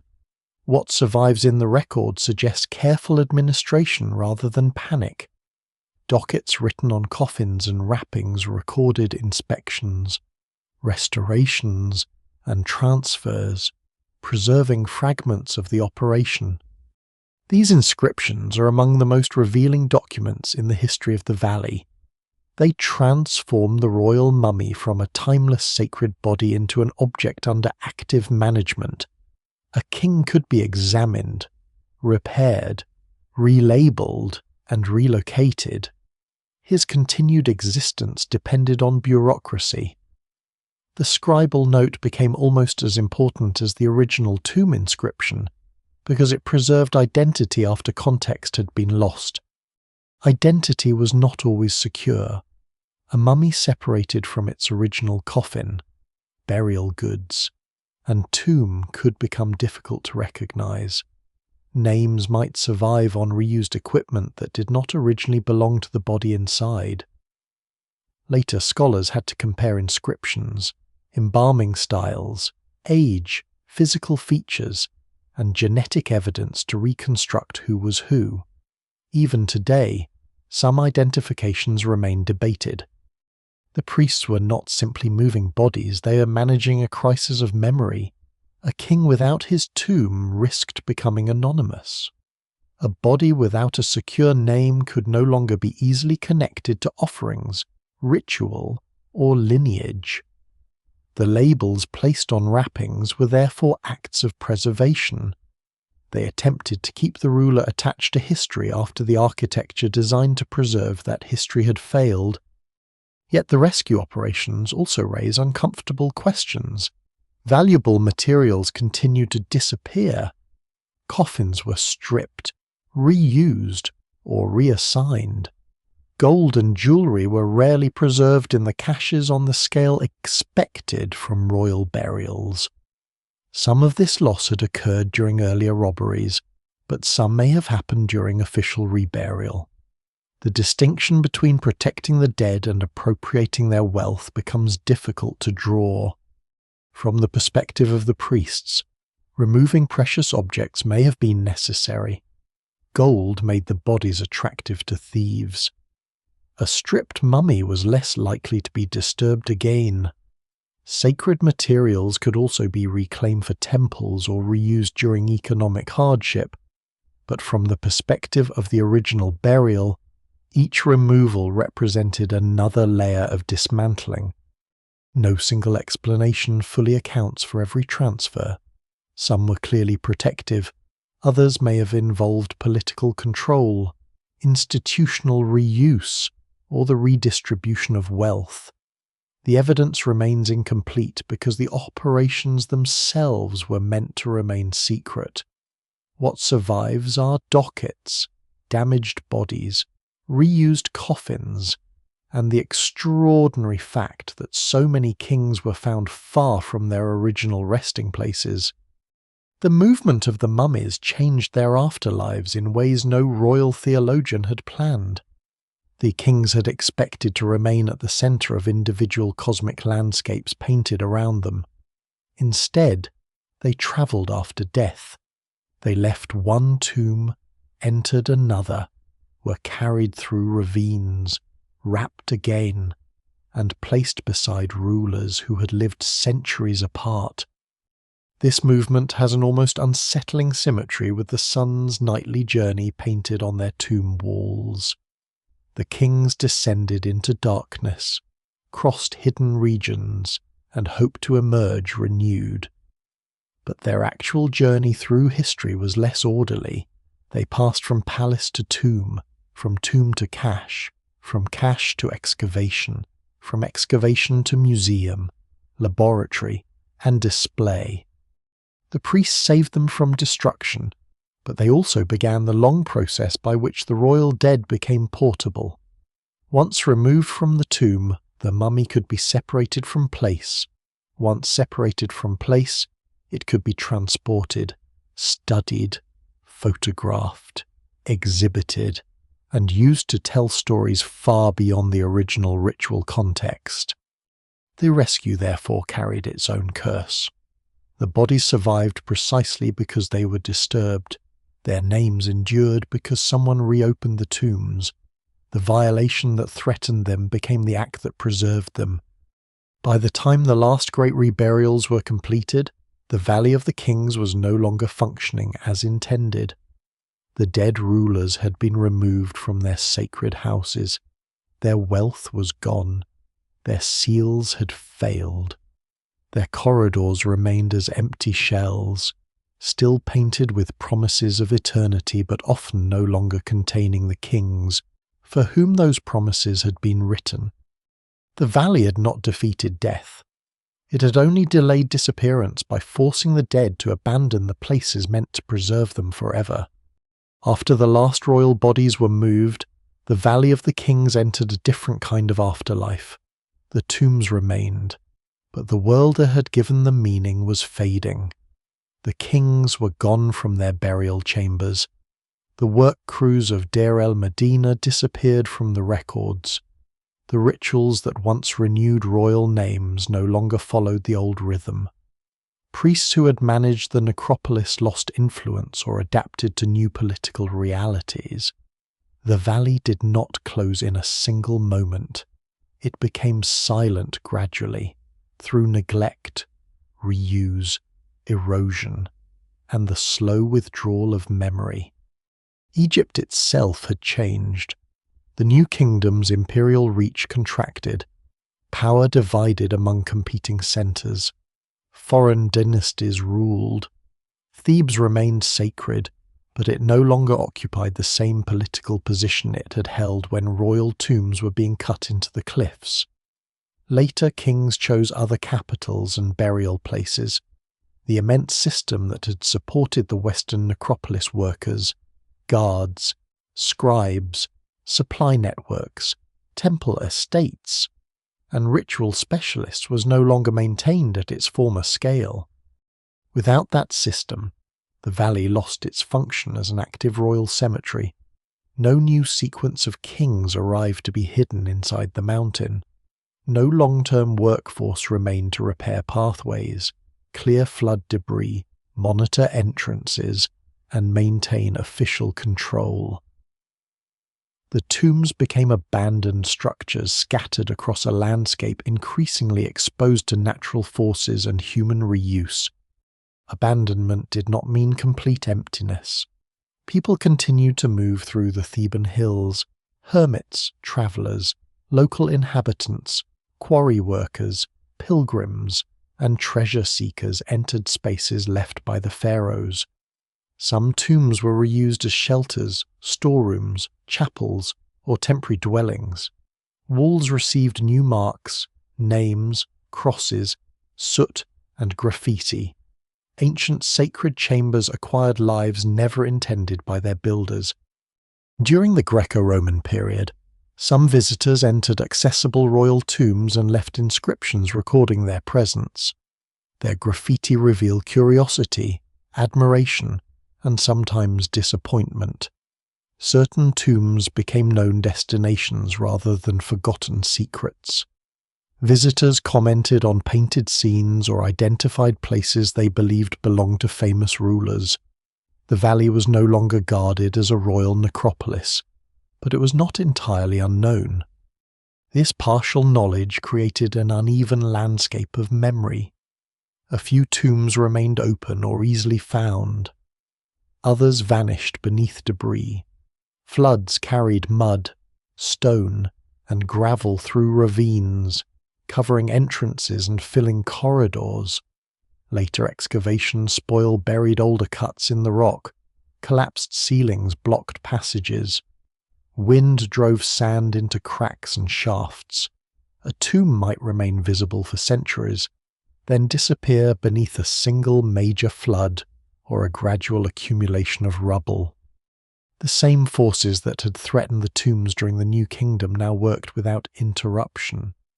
The desert seemed stable because change happens slowly between sudden disasters. Years may pass without meaningful rain, allowing dust to settle and entrances to remain clear. Then a violent storm sends water through the valley with enough force to move large stones. Tombs positioned along natural drainage channels suffer most. Water penetrates weak layers of marl and shale, swells certain clays, loosens plaster, and leaves salts behind when it evaporates. Inside sealed or partly sealed spaces, the damage can remain hidden. A painted wall may appear intact while moisture works behind the plaster. Cracks widen along geological faults. Roof slabs shift under pressure. Inscriptions disappear beneath mineral deposits or detach in fragile flakes. The mountain does not destroy its contents dramatically all at once. It applies pressure century after century. The tomb of Seti I offers one of the clearest examples of how beauty and vulnerability coexist. Its long corridors and deeply cut chambers preserve some of the most elaborate decoration in the valley. Yet the tomb extends through complex and unstable geology. Weak rock, changing humidity, past flooding, and the weight of overlying strata all contribute to risk. The very depth that gives the tomb its grandeur also makes it difficult to protect. Tutankhamun's tomb survived differently. Its entrance was concealed beneath debris associated with later activity in the valley, including construction near the tomb of Ramesses VI. This accidental burial helped hide KV-62 from many later robbers. The tomb was not untouched, but it escaped the complete stripping suffered by most royal burials. Its survival was less the triumph of perfect security than the result of obscurity, timing, and chance. Other tombs disappeared so thoroughly that their locations became matters of speculation. Ancient records mentioned rulers whose burials could no longer be confidently identified. Empty tombs raised questions about whether bodies had been moved, whether the original attribution was wrong, or whether another burial remained hidden somewhere nearby. The valley became a puzzle assembled from architecture, inscriptions, fragments, and gaps. Religious change also altered the meaning of the place. The gods painted on the walls no longer commanded the same public world. New traditions spread through Egypt. Old temples declined or were repurposed. Images once treated as sacred beings became curiosities, relics, or symbols of abandoned belief. The underworld maps remained in the darkness, but fewer people could read them or understood why they had been placed there. When hieroglyphic knowledge faded, the tombs lost their voices. Their walls still carried names and narratives, but the inscriptions became unreadable signs. The kings remained visible in profile, offering incense or standing before gods. Yet their identities could no longer be recovered from the texts by most visitors. Silence deepened not because nothing survived, but because the language linking the images to memory had been broken. This is one of the valley's strangest transformations, a civilization that invested immense effort in preserving names, created monuments that later generations could see but not understand. The walls succeeded physically while failing linguistically. Kings who had repeated their titles across entire chambers became anonymous figures surrounded by symbols no one could decipher. Local stories filled some of that absence. Tombs became associated with hidden treasure, spirits, danger, and supernatural guardians. Such beliefs did not preserve ancient theology accurately, but they recognized that the spaces remained charged. A sealed chamber was never merely empty. It contained the possibility of wealth, death, sacred power, or all three at once. Treasure hunting became a recurring temptation. Even when the known royal tombs are sin-stripped, the hope remained that another untouched burial might lie beneath the rubble. The valley encouraged this belief because entrances did continue to appear. A storm might expose a cut in the rock. A worker might discover a shaft. A traveller might notice an unnatural wall. Every buried slope suggested that the mountain had not revealed everything. Scholars still debate how much knowledge of particular tombs persisted through different periods. Some entrances may have been continuously known. Others were rediscovered more than once, forgotten between episodes of use. The evidence remains incomplete because absence leaves few records. A tomb hidden for 500 years and one ignored for 500 years can look similar when finally excavated. Gradually the valley became part ruin, part quarry of memory, part feared landscape. The great project of royal eternity had dissolved into scattered traces. Coffins had been moved. Bodies had been hidden elsewhere. Gold had entered unknown hands. Temples near the river decayed. Workers' houses collapsed. Paths disappeared beneath stone. Yet the silence was never final. The same debris that concealed entrances also preserved them. Darkness protected pigments from sunlight. Dry air slowed decay. Forgotten chambers escaped reuse. The loss of knowledge became a form of defense. By the time foreign travelers began arriving in greater numbers, the Valley of the Kings was waiting in an unstable balance. Much had been destroyed, much had been emptied, and much had been forgotten. But enough remained beneath the cliffs to revive every old desire surrounding the place, the desire to know, to possess, to uncover, and to enter what had once been sealed.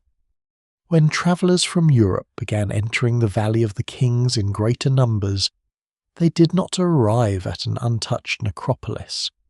They entered a place already altered by ancient robbery, priestly reburial, floods, reuse, local memory, and centuries of curiosity.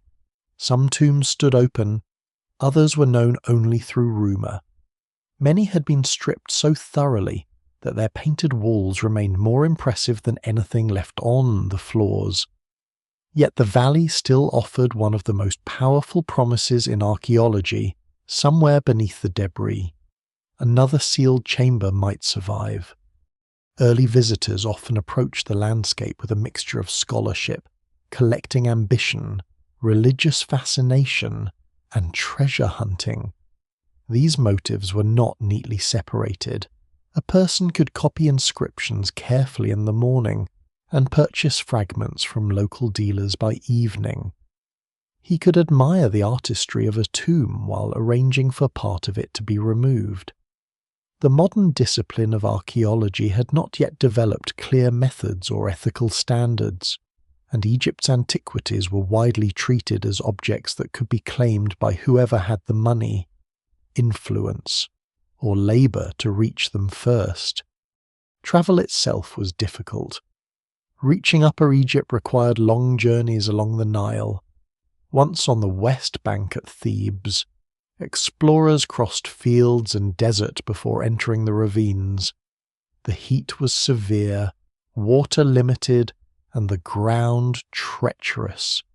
Inside the tombs, darkness swallowed natural light almost immediately.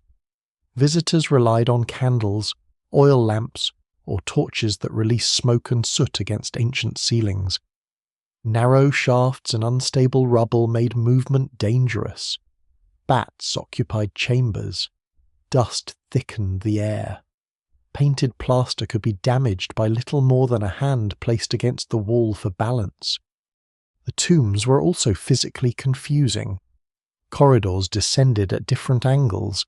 Side chambers opened unexpectedly. Shafts interrupted floors. Rubble concealed doorways. Without reliable plans, a visitor could lose orientation quickly.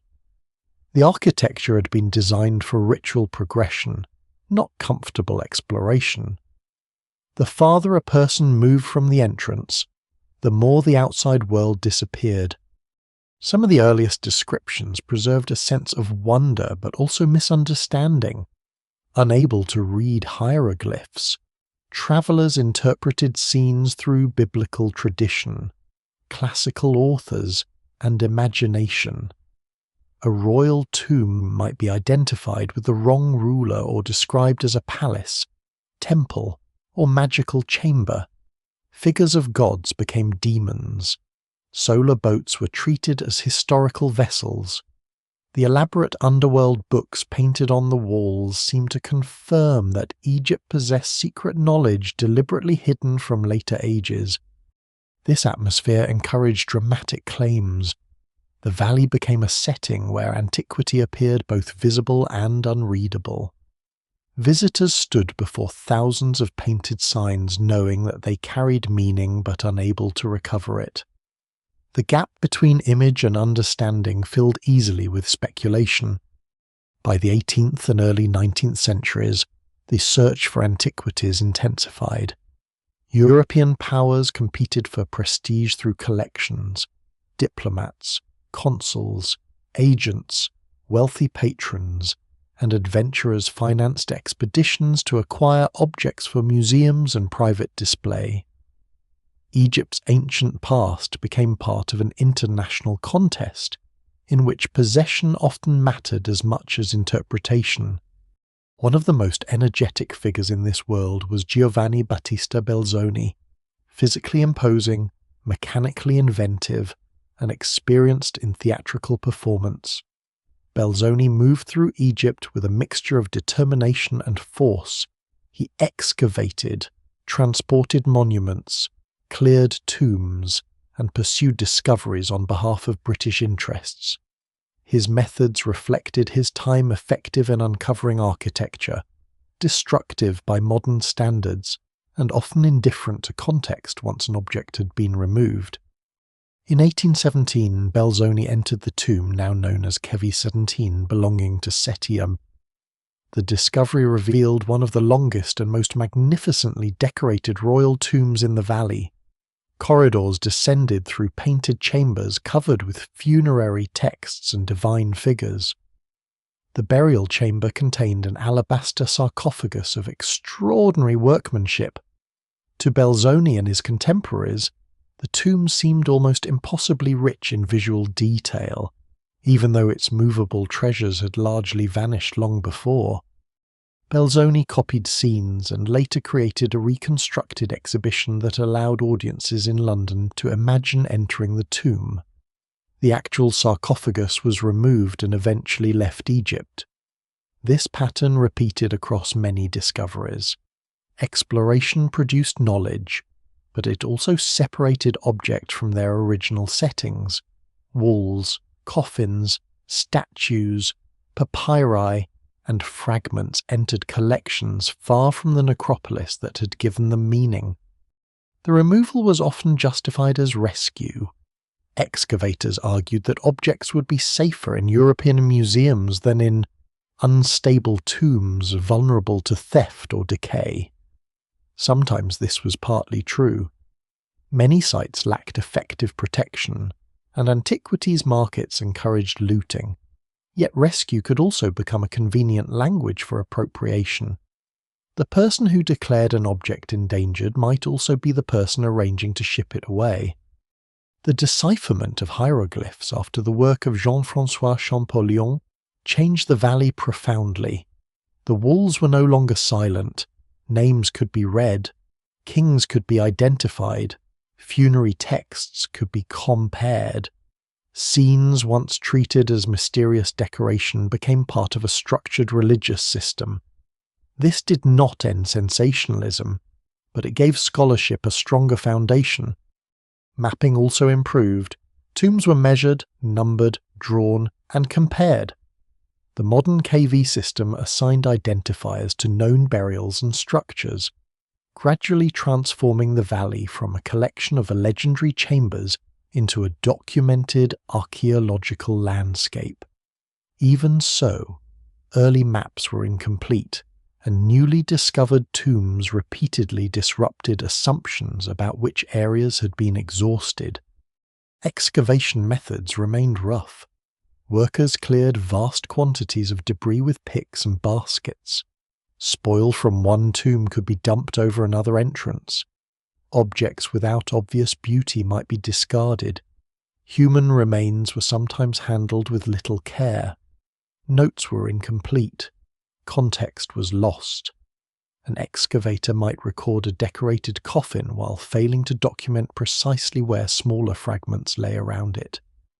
The lesser-known tragedy of this period is that some discoveries destroyed information at the moment they revealed it. Archaeology depends not only on finding objects, but on understanding their relationships. Once layers are mixed, fragments separated, and original positions forgotten, part of the past disappears permanently. The early explorers opened the valley, but they also added another level of disturbance to a landscape already disturbed for thousands of years. Local Egyptian workers made nearly every expedition possible, though their names rarely appeared prominently in published accounts. They cleared shafts, recognized soil changes, navigated dangerous corridors, transported equipment, and carried generations of practical knowledge about the terrain. European excavators often presented discoveries as individual triumphs, but the labor behind them was collective. Local communities also participated in the antiquities trade, sometimes from necessity and sometimes through long-established knowledge of hidden sites. Families around Thebes knew the cliffs intimately. Some protected locations, others sold objects. The distinction between excavator, dealer, guide, and tomb robber could remain blurred, especially when foreign collectors were willing to pay generously for anything that seemed ancient.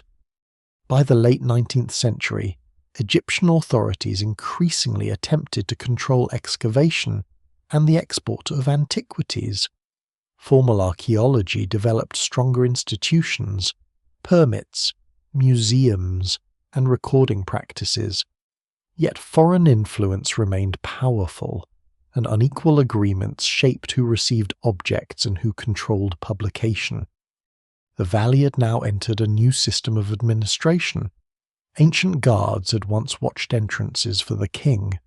Modern inspectors watched excavators for the state.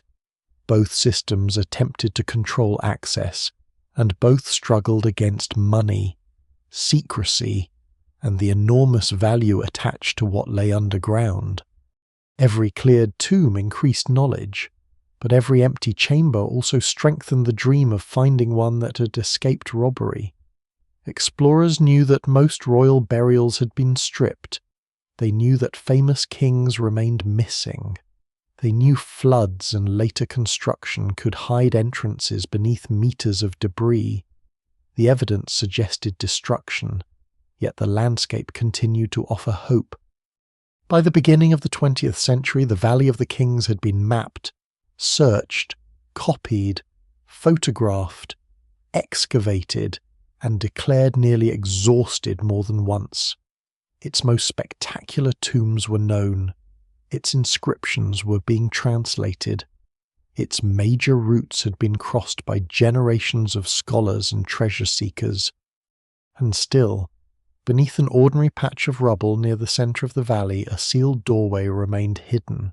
The age of explorers had opened almost everything around it, without realizing that the discovery capable of transforming the valley into a global obsession was still waiting below their feet. By the early 1920s, the Valley of the Kings had been searched so extensively that many archaeologists believed its greatest discoveries were already behind it. Tombs had been opened, mapped, emptied, copied, and catalogued. Excavation debris covered large areas of the valley floor. To continue searching, there required a stubborn faith that something important had survived not in some distant ravine, but beneath the accumulated evidence of earlier exploration.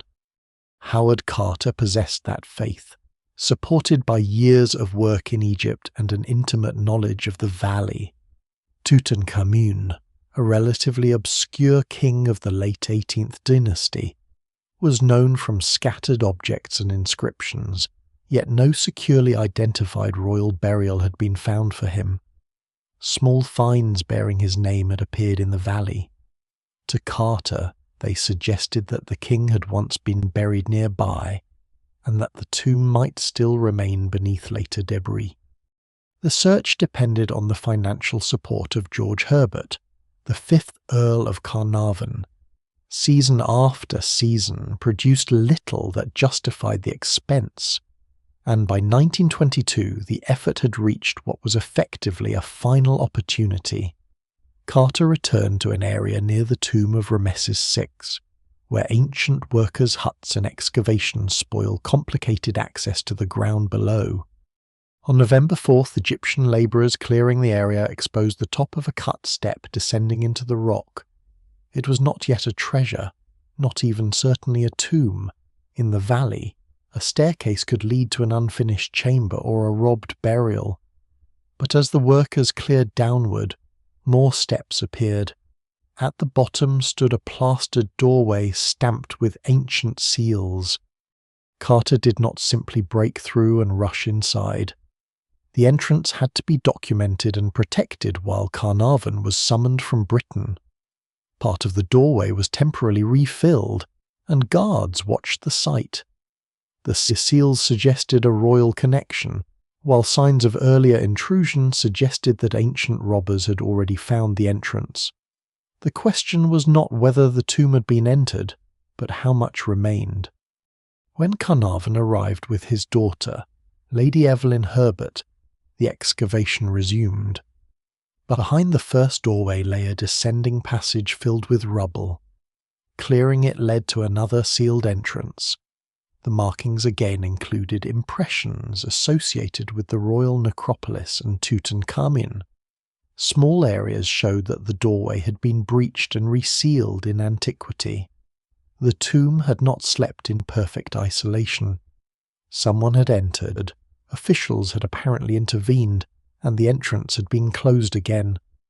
On November 26th, Carter made a small opening in the second doorway and examined the darkness beyond.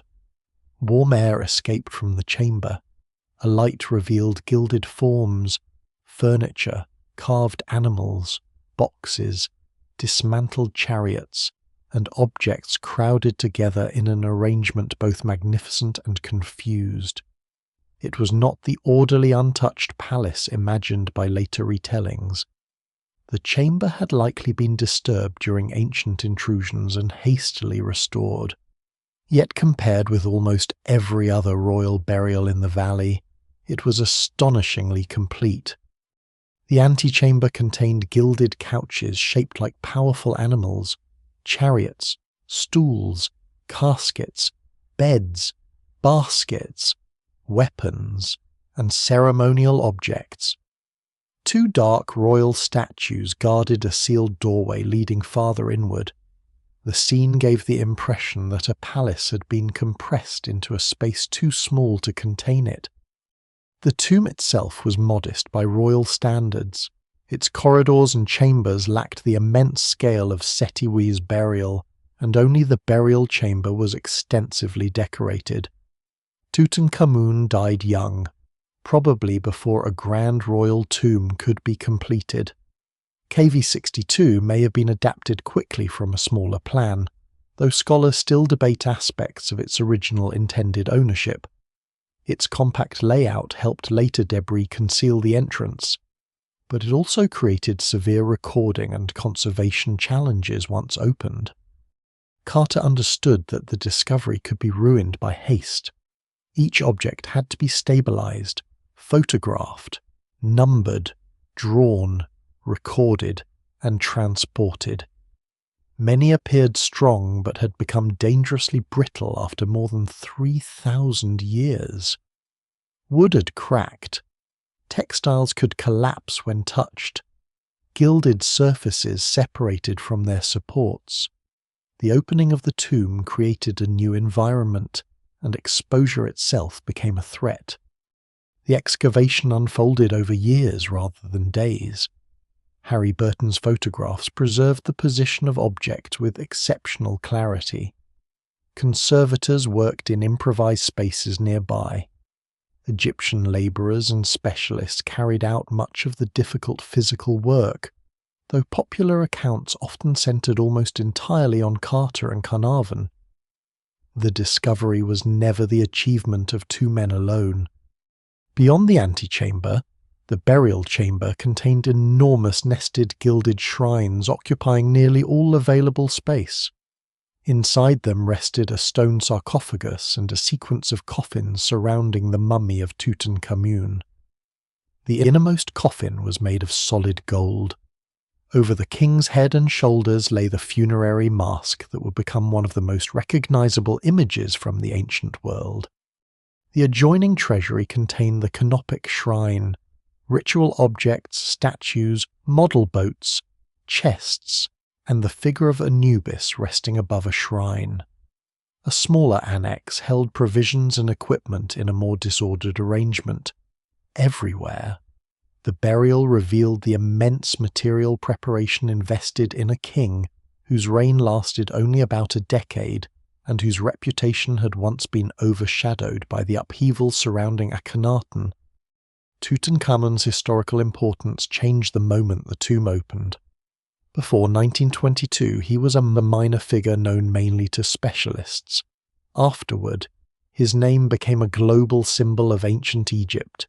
Newspapers competed for information. Photographs and reports travelled rapidly. Fashion, jewellery, architecture, advertising, film, and popular fiction absorbed Egyptian motifs. The discovery arrived at a moment when mass media could transform archaeology into worldwide spectacle. The beauty of the gold objects dominated public imagination, while the slow labour of recording and conservation received less notice. Political tensions surrounding control of Egyptian antiquities were often reduced to personal drama. Egypt had gained limited independence from Britain in 1922, yet foreign influence remained deeply embedded in government and archaeology. Questions about who owned the discovery, who could enter it, and where the object would remain carried meanings far beyond scholarship. Egyptian authorities insisted that the collection stay in Egypt rather than be divided with the excavator under older practices.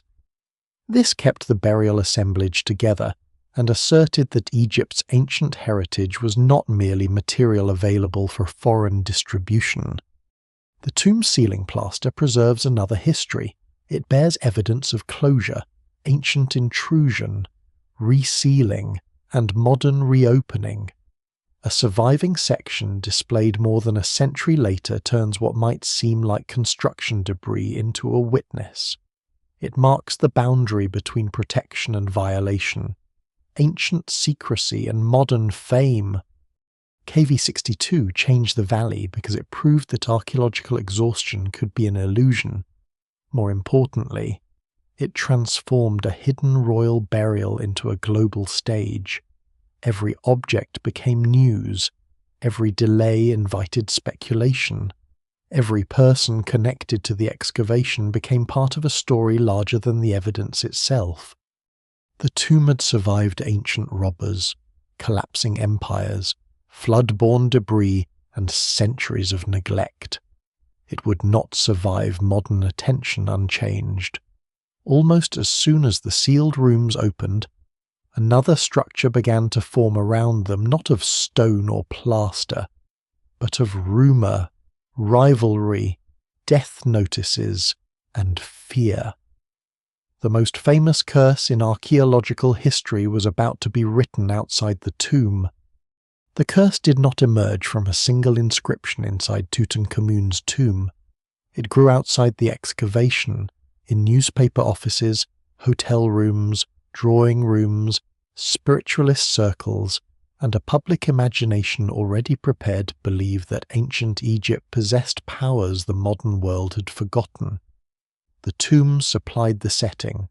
A series of illnesses and deaths supplied the raw material. Journalism arranged them into a pattern. Almost immediately, access to the discovery became a source of conflict.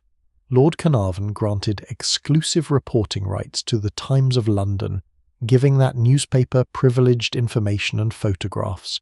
The arrangement frustrated rival publications, which suddenly found themselves covering the most important archaeological story of the age without direct access to its central figures. Shut out of the official narrative. Some newspapers turned toward speculation, rumour, and stories that could not be controlled by Carter's team. A sealed royal tomb already contained everything required for sensational reporting. It held a dead king, fabulous gold, mysterious images, ancient rituals, and the suggestion that a forbidden boundary had been crossed. The press did not need to invent public fascination. It only had to shape it. Writers began searching for warnings. A novelist and spiritualist named Marie Corelli claimed that ancient texts described severe consequences for disturbing Egyptian burials. Her statements were presented as though they offered direct insight into Tutankhamun's tomb, even though no such curse inscription had been found there. Other reports circulated phrases promising death to anyone who disturbed the king. These lines were repeated so often that they acquired the authority of fact through familiarity. Arthur Weigel, an Egyptologist and former antiquities inspector who was reporting on the discovery, also became associated with the birth of the curse legend. During the opening of the tomb, he reportedly observed Carnarvon's cheerful manner and made a dark remark suggesting that the Earl might not have long to live. The exact wording and context have been retold in different forms, and later accounts often sharpened the drama. Decades afterward, Howard Carter still expressed contempt for Weigel's role in encouraging what Carter regarded as irresponsible superstition. Then Lord Carnarvon became ill. In March 1923, only months after the tomb's opening, he suffered a severe infection after a mosquito bite on his face was cut while shaving. Blood poisoning and pneumonia followed. He died in Cairo on April 5th. The timing was irresistible. A wealthy patron had entered a pharaoh's tomb, and now he was dead. Reports quickly added supernatural details. Cairo's lights were said to have failed at the moment of his death. His dog in England was said to have howled and died at the same time. Some versions claim that Tutankhamun's mummy bore a wound in the same place as Carnarvon's infected bite, though this comparison was unreliable and became part of later legend rather than firm medical evidence. Each detail made the event feel less like an infection and more like a sentence carried out across distance. For newspapers excluded from the official excavation story, Carnarvon's death opened a new source of material. They did not always report what Carter was finding inside the tomb, but they could report what the tomb was supposedly doing to those who had entered it. The curse became a parallel excavation, uncovering not objects but coincidences. Lists began to appear. People connected to the discovery died over the following years, and their names were gathered as evidence. A visitor who had entered the tomb later became ill. An archaeologist associated with the site died. A financier, relative, secretary, radiologist, or acquaintance was added to the sequence. The definition of connection expanded whenever the story required another victim. Some deaths were sudden, others followed long illnesses. Some occurred many years after the tomb opened. A person did not have to enter the burial chamber to be included. Proximity to anyone involved could be enough.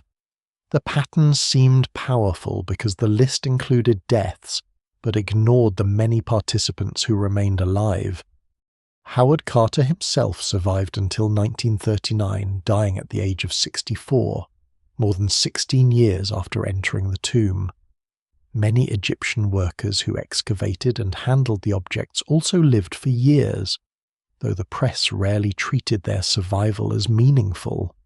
The curse narrative focused on prominent Europeans because they were the figures most visible to Western readers, and because their deaths could be presented as individual tragedies. This selectivity is central to understanding how the legend worked. If every person connected with KV-62 had died unusually quickly, the pattern would demand explanation.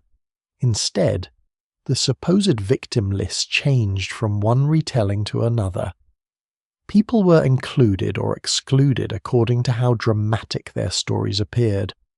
Some had only weak connections to the excavation. Others died at ages or from illnesses that were not unusual for the period. The evidence remains incomplete in individual cases, but no reliable statistical analysis has demonstrated an extraordinary mortality pattern among those who entered the tomb. The curse survives not because the numbers are overwhelming, but because coincidence feels different when placed beside a sealed royal burial. The early 20th century was especially receptive to such a story. The First World War had left millions grieving and searching for contact with the dead. Spiritualism attracted people across social classes. Seances, mediums, automatic writing, and claims of communication with spirits entered popular culture. Scientific discovery and occult belief did not always occupy separate worlds. A person could admire archaeology, electricity, medicine, and spiritualism without feeling contradiction. Egypt itself had long been imagined in Europe as the land of hidden wisdom, magical priests, preserved bodies, and dangerous knowledge.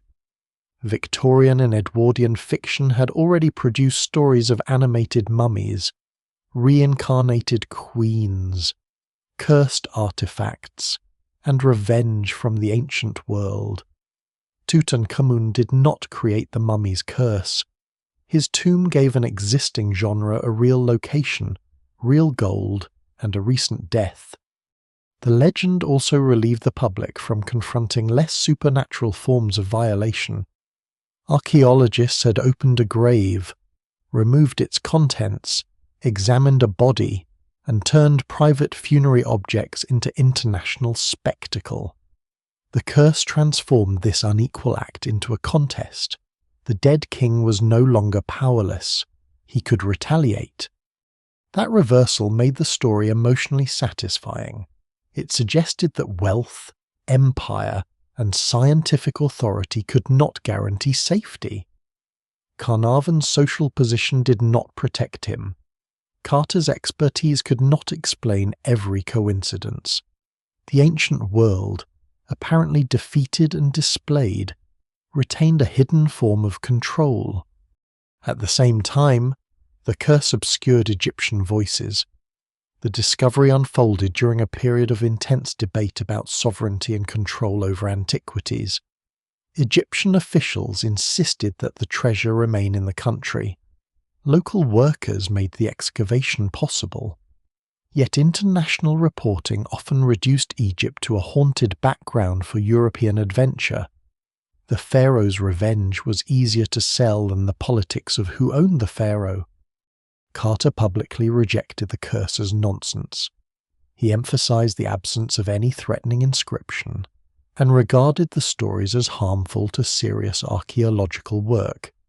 Yet the more experts denied the legend, the more mysterious it sometimes appeared. Denial could be framed as nervousness. Ordinary explanations could be presented as attempts to conceal something. This is how a durable modern myth forms. It does not require everyone to believe it completely.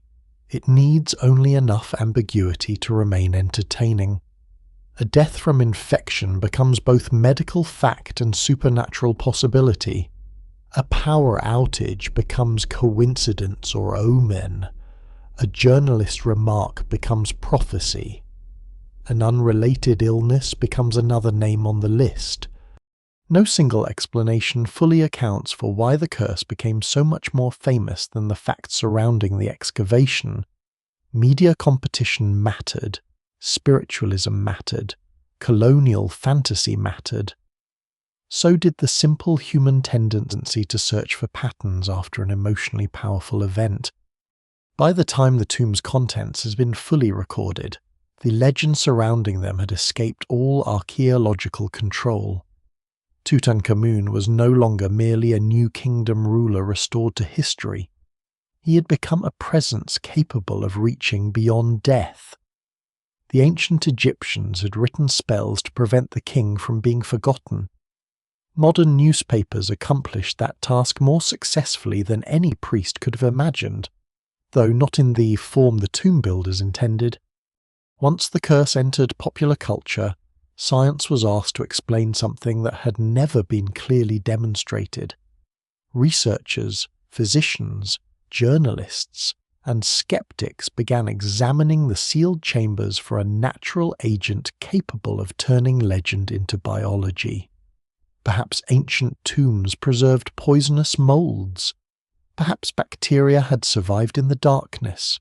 Perhaps toxic gases accumulated in closed rooms. Perhaps pigments, bat droppings, embalming chemicals, or radioactive minerals created a hidden hazard.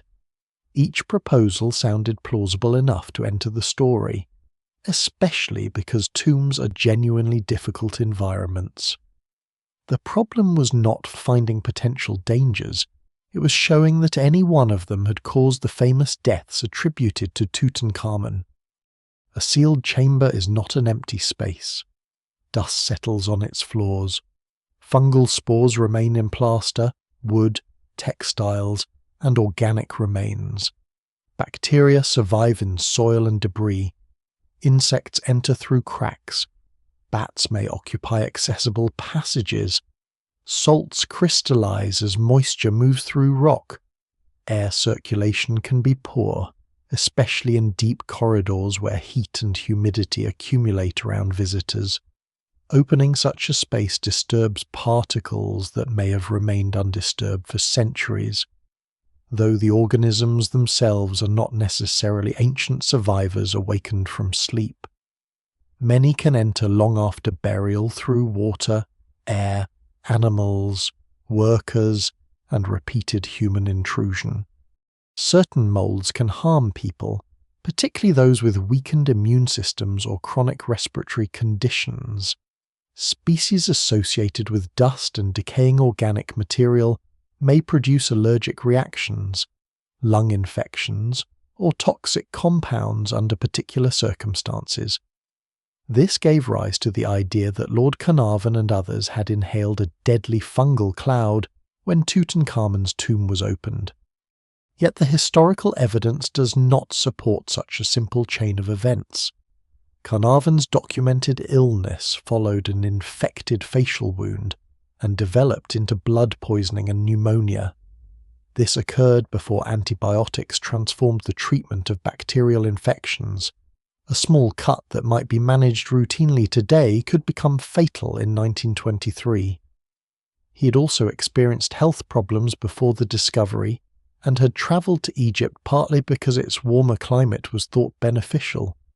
None of this requires a tomb-borne organism.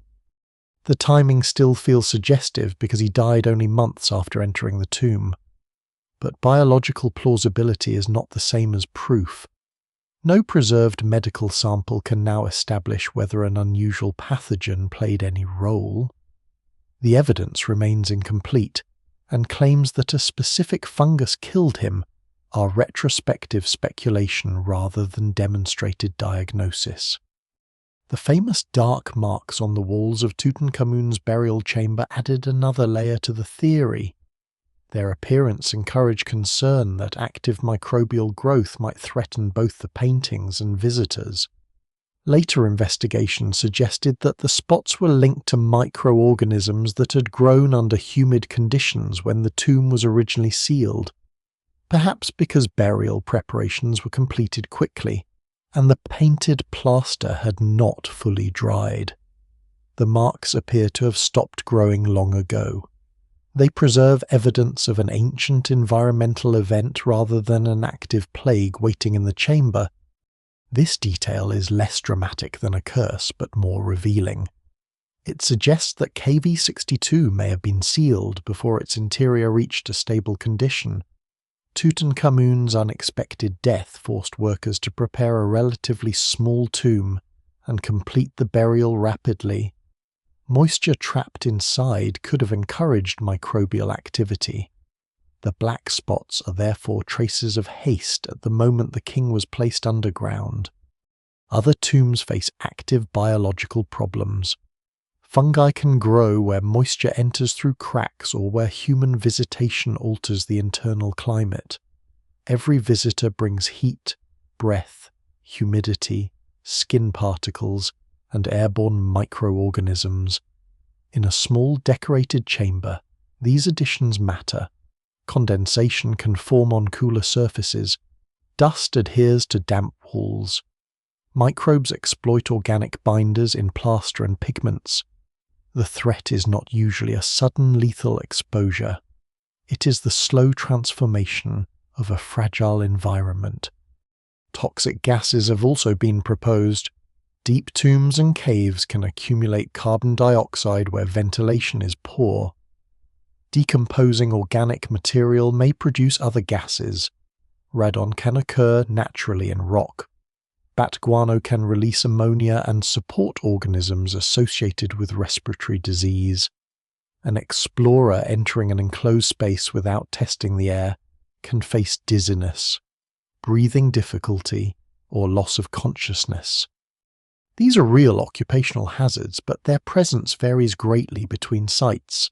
The Valley of the Kings is not one sealed laboratory. Many tombs were opened and re-entered in antiquity. Air moved through cracks, robbery tunnels, shafts, and damaged doorways.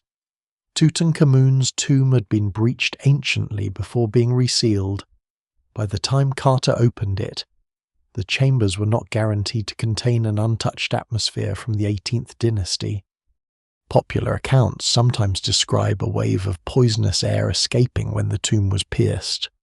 Carter did note warm air emerging through the opening, but warmth is expected in an enclosed chamber with limited circulation. It is not evidence of a toxin. The excavators spent prolonged periods inside the tomb over many years. Had the air contained a highly lethal agent, the pattern of illness would likely have been immediate and concentrated among those most exposed. Ancient materials could themselves be hazardous. Pigments might contain compounds involving arsenic, lead, copper, or mercury, depending on their composition and period.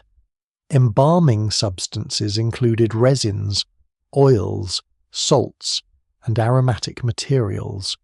Dust from degraded objects can irritate lungs and skin. Conservators now use protective equipment and environmental monitoring because repeated exposure to archaeological materials carries genuine risk. Again, danger does not prove a curse. Many occupations of the early 20th century involved exposures that were poorly understood. Archaeologists worked without modern respirators, gloves, stable lighting, structural assessment, or controlled ventilation. They climbed through unstable passages, handled human remains directly, breathed dust, and used chemicals during conservation. Illness among such workers would not be surprising, even without a single exotic cause. Physical accidents were at least as threatening as microorganisms. Tomb ceilings could fracture without warning. Shafts disappeared beneath loose debris. Wooden supports decayed. Heavy objects had to be moved through narrow corridors. Candles and electrical equipment introduced fire risks. The limestone cliffs above the valley shed rocks. Sudden floods could transform dry channels into violent torrents. Modern engineering studies make clear how unstable parts of the necropolis remain. Tutankhamun's tomb lies within a fractured geological setting affected by faults, water infiltration, and stresses within the surrounding rock. Cracks in ceilings and walls require monitoring.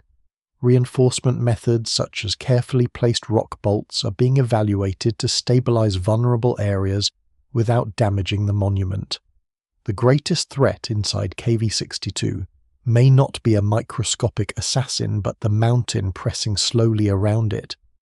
Seti I's tomb presents similar concerns on a larger scale. Its deep halls pass through layers of limestone, marl, and shale that respond differently to moisture and load. Flash floods have entered the tomb. Humidity changes strain decorated surfaces. Weak rock can deform under the weight above it. Preservation requires geological modelling, structural reinforcement, drainage planning, and strict control of human access. The tomb attributed to Thutmose II, identified near the Royal Valley in 2025, shows that flood damage is not merely a modern problem. Evidence indicates that water severely affected the burial not long after the king's death. The Egyptians may have moved his body because the tomb itself had become unsafe. In this case, nature violated royal burial before history had time to forget its location. Statistics weaken the supernatural argument further. Most people connected with Tutankhamun's excavation did not die unusually soon. Carter lived for more than 16 years after opening the tomb. The physician who examined the mummy lived for decades afterward. Many workers, officials, photographers, and visitors survived. Curse lists create an illusion by selecting deaths and ignoring survivors, expanding the meaning of connected until almost any later misfortune appears relevant. This does not make the valley harmless. It makes its dangers ordinary in origin and extraordinary in duration. Infection, unstable stone, contaminated dust, poor air, floodwater, humidity, fungal growth, and human error can all injure people or destroy tombs. No single explanation fully accounts for every reported illness, and there is no convincing evidence of one biological agent moving from person to person as the curse supposedly did.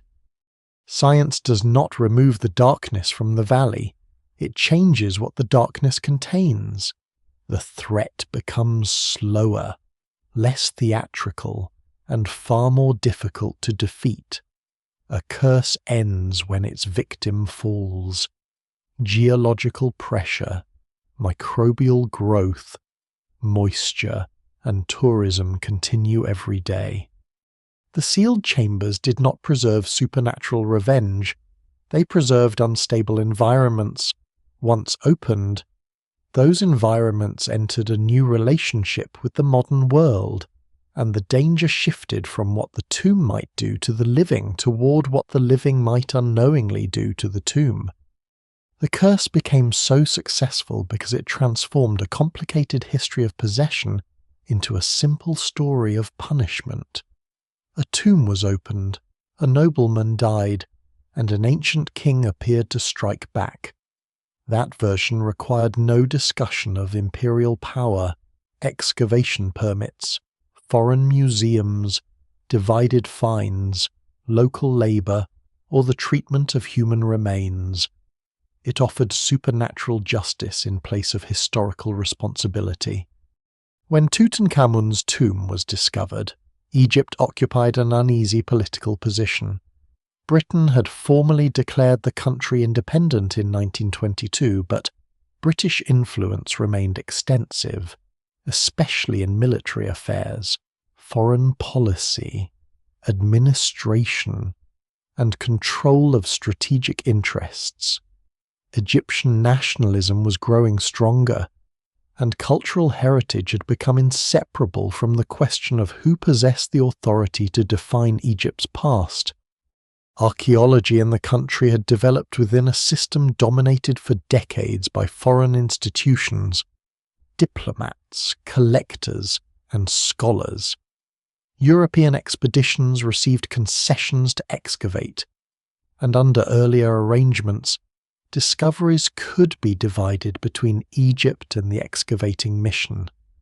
This practice, known as partage, helped fill museums across Europe and North America. It also reflected a world in which foreign archaeologists often assumed that expertise and financial support gave them a claim over objects removed from Egyptian soil. Tutankhamun's burial challenged that assumption. The tomb was not a loose collection of unrelated objects. It was an almost complete royal assemblage, with thousands of items connected by their placement, ritual function, and relationship to the body of the king. Dividing it would have destroyed something essential. Egyptian authorities insisted that the collection remain in Egypt. The decision was archaeological, political, and symbolic at once. Keeping the objects together preserved the burial context more fully than distributing them among foreign collections. It also declared that the pharaoh's possessions belonged to Egypt's heritage, not automatically to the foreign patron who financed the excavation or the archaeologist who directed it. This struggle shaped relations between Howard Carter and Egyptian officials. Disputes arose over access, control, press rights, documentation, and the authority to manage the excavation. Carter sometimes behaved as though his expertise and years of searching entitled him to decisive control.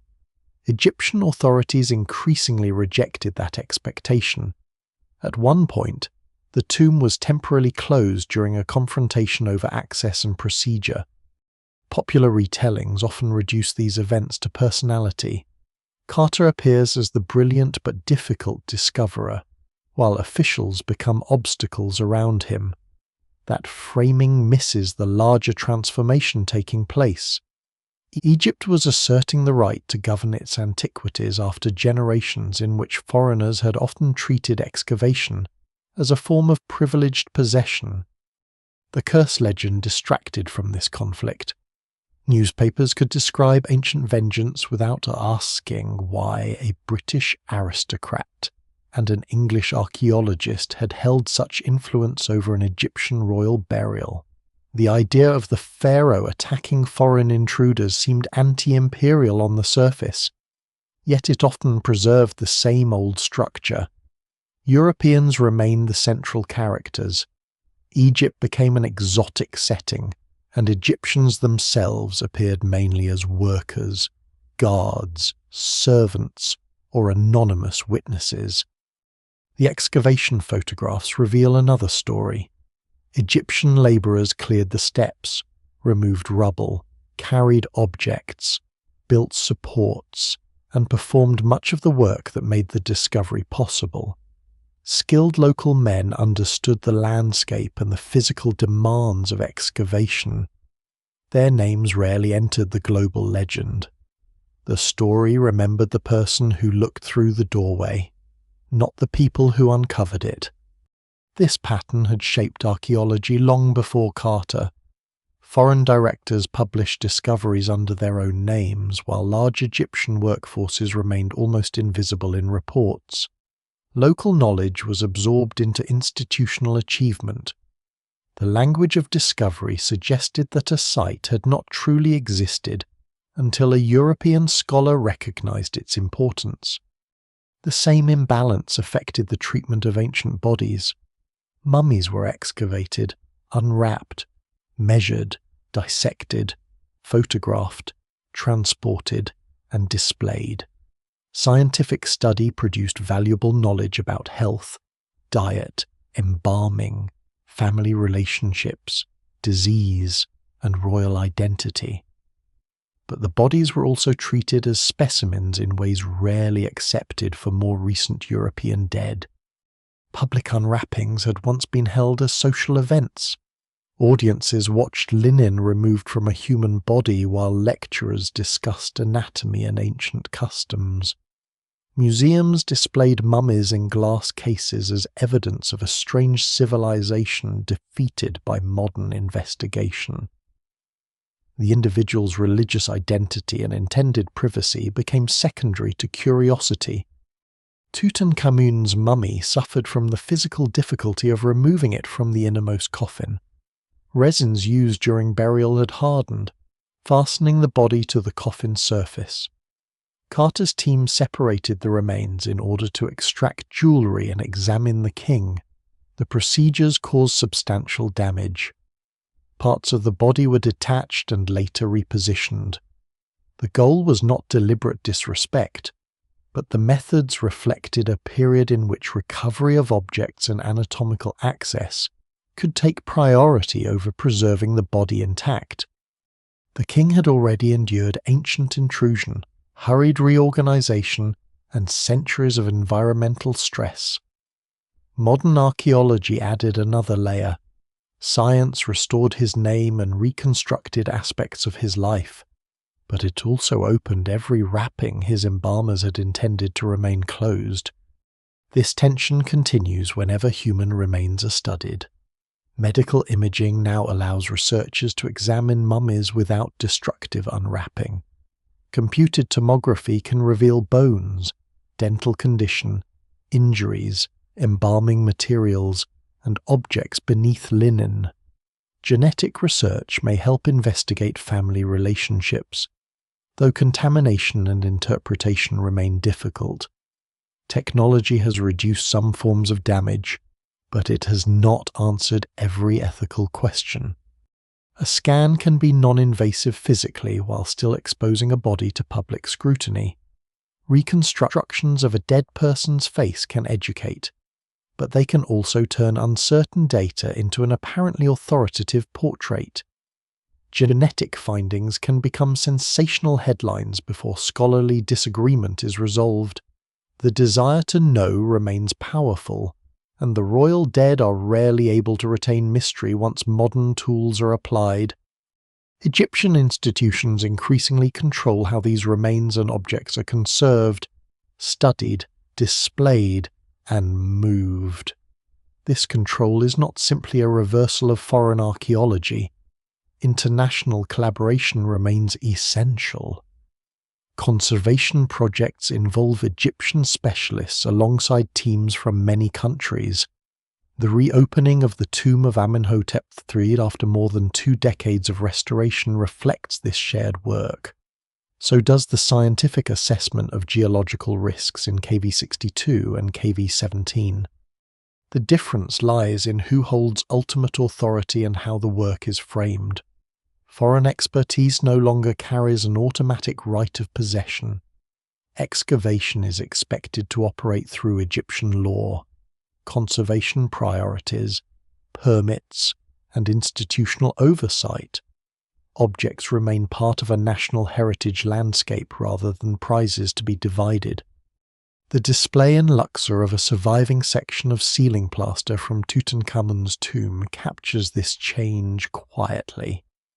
What earlier excavators might have treated as a technical fragment now appears as an object worthy of conservation and public interpretation.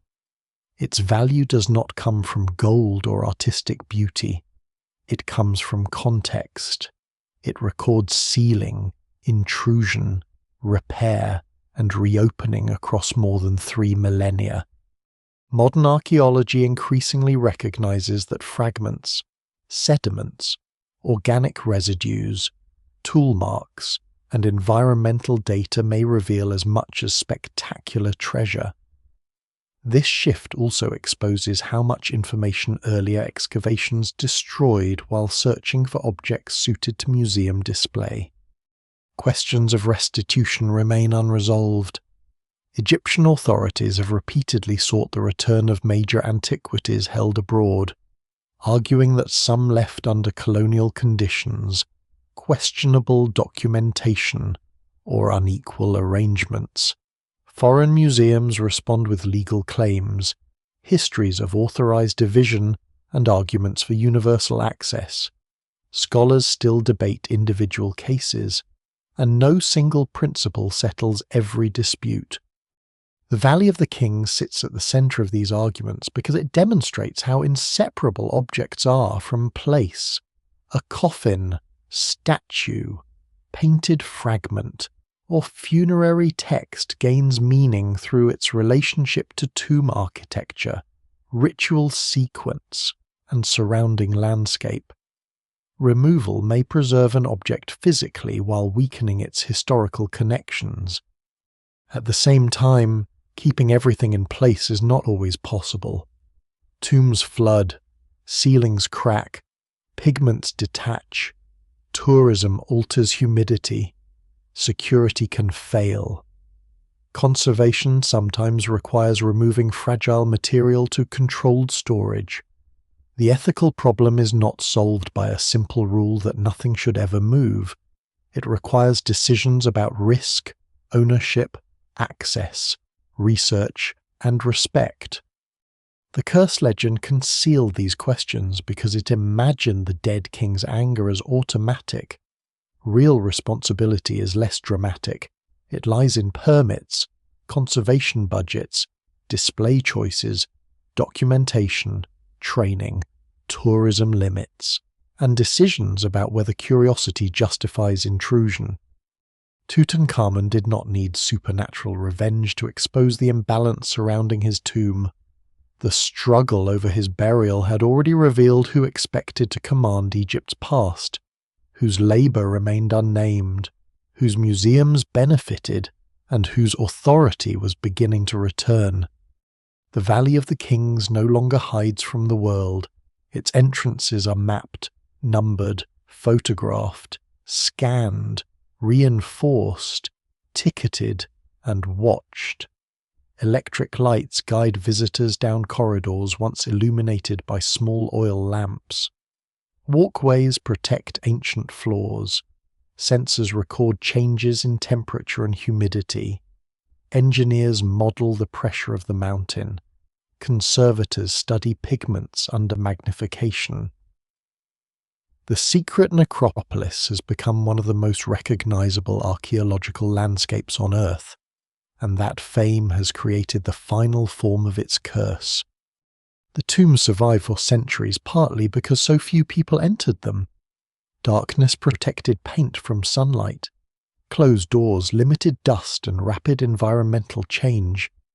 Buried entrances discouraged casual access. Once a tomb opens to sustain tourism, that accidental protection disappears. Each visitor enters quietly, stays only briefly, and seems to cause no harm, multiplied across thousands of bodies and many years. However, the effects become measurable. Human breath releases moisture and carbon dioxide. Bodies carry heat into narrow chambers. Shoes bring dust that settles on painted surfaces. Movement keeps particles suspended in the air. Accidental contact wears edges and leaves oils behind. Lighting systems alter temperature and may encourage biological growth if poorly designed. Vibrations pass through floors and barriers. The damage produced by one visit is almost invisible, but the valley measures time differently. A change too small to notice today can become permanent after decades. Tutankhamun's tomb embodies this contradiction more clearly than any other. Its discovery made the valley famous, and that fame has placed extraordinary pressure on one of its smallest royal tombs. KV62 was never designed to receive a continuous procession of living visitors. Its chambers are compact. The burial chamber's painted surfaces occupy a confined environment, sensitive to changes in moisture, temperature, dust, and airflow. Conservation has therefore required repeated study, cleaning, monitoring, improved ventilation, controlled access, and careful decisions about what visitors may see. Replicas and digital documentation offer alternatives, but many people still feel that standing inside the original tomb carries an emotional force no reconstruction can reproduce. That desire is understandable. It is also part of the problem. The tomb's danger is not limited to its painted walls. Modern structural research has examined fractures, faults, flood history, water infiltration, and the stresses acting on the surrounding rock. Three-dimensional engineering models show that the chambers exist within a geological system still under pressure. Proposed reinforcement using rock bolts must be evaluated with extraordinary care. A solution strong enough to stabilize the rock could itself harm the ancient structure if placed badly. Preservation becomes a form of surgery performed on a mountain. KV62 is not uniquely vulnerable. Seti I's immense KV17 passes through layers of rock that respond differently to moisture and load. Its depth, complexity, and decoration make it one of the valley's greatest monuments and one of its most demanding conservation problems.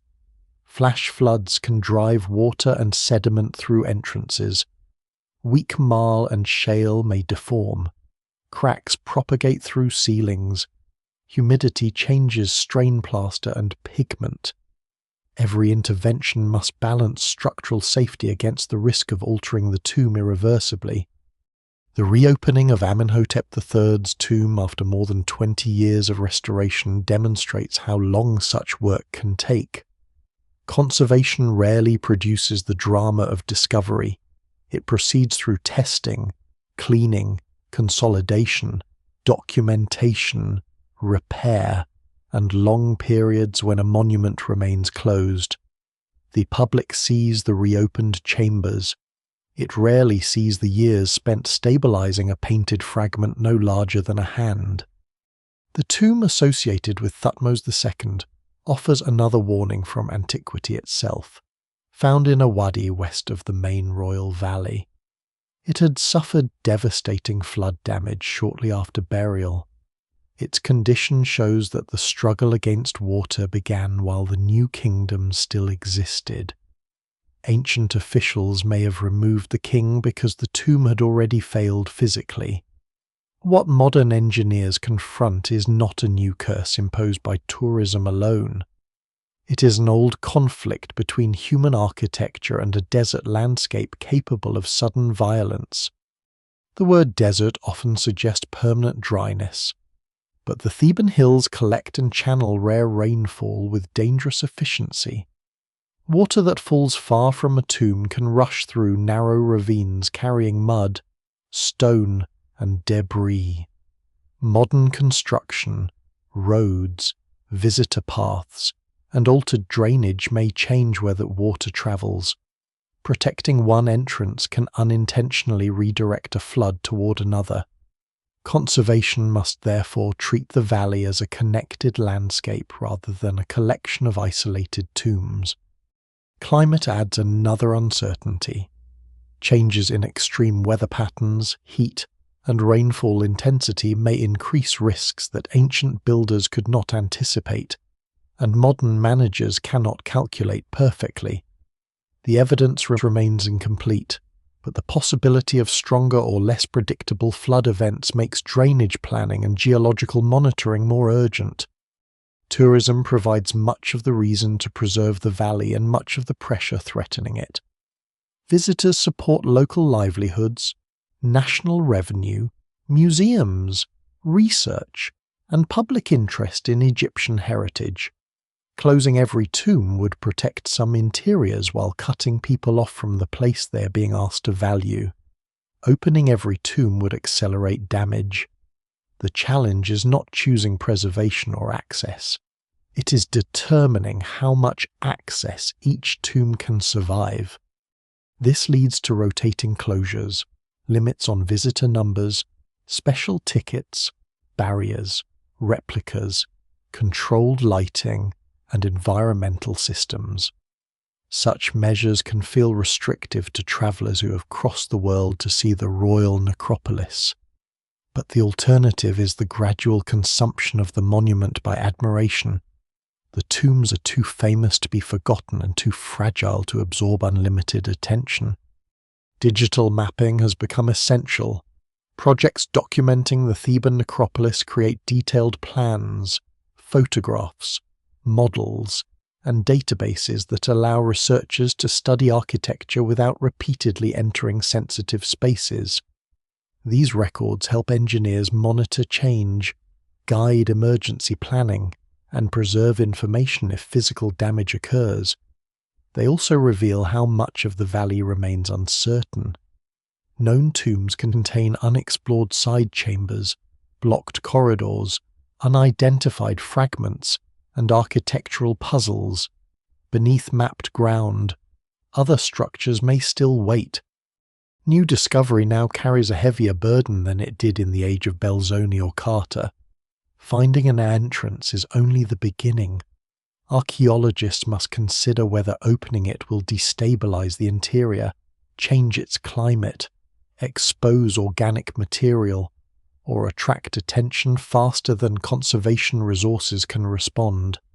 In some cases, the most responsible excavation may be slow, limited, or delayed. This restraint feels almost unnatural in a place built around hidden chambers. The valley invites entry. Every sealed surface seems to promise an answer. Yet archaeology has learned that opening can destroy the conditions that made survival possible. Knowledge must sometimes wait for better tools. The surviving section of ceiling plaster from Tutankhamun's tomb, displayed in Luxor in 2026, expresses this lesson with unusual clarity. It is not gold. It bears no famous portrait.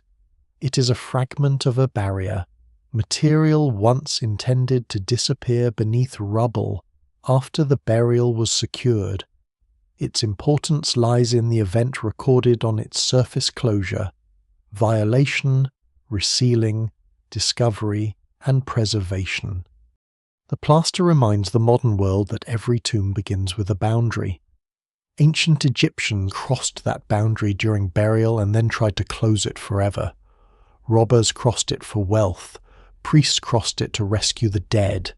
Explorers crossed it for knowledge, prestige, and possession. Tourists cross it for contact with the past. Conservators cross it because all the earlier crossings have left damage behind. The curse Egypt left is therefore not a hidden spell waiting to punish an individual. It is an inheritance of responsibility. Once a tomb is found, it cannot become unknown again. Once images circulate across the world, people will come to see them. Once a royal body becomes a subject of science, questions multiply. Once a monument is recognized as shared human heritage, allowing it to decay becomes unacceptable, even when preserving it requires money, technology, limits, and difficult choices for generations. The ancient builders attempted to create eternity by shutting the living out. The modern world attempts to create continuity by letting the living in carefully.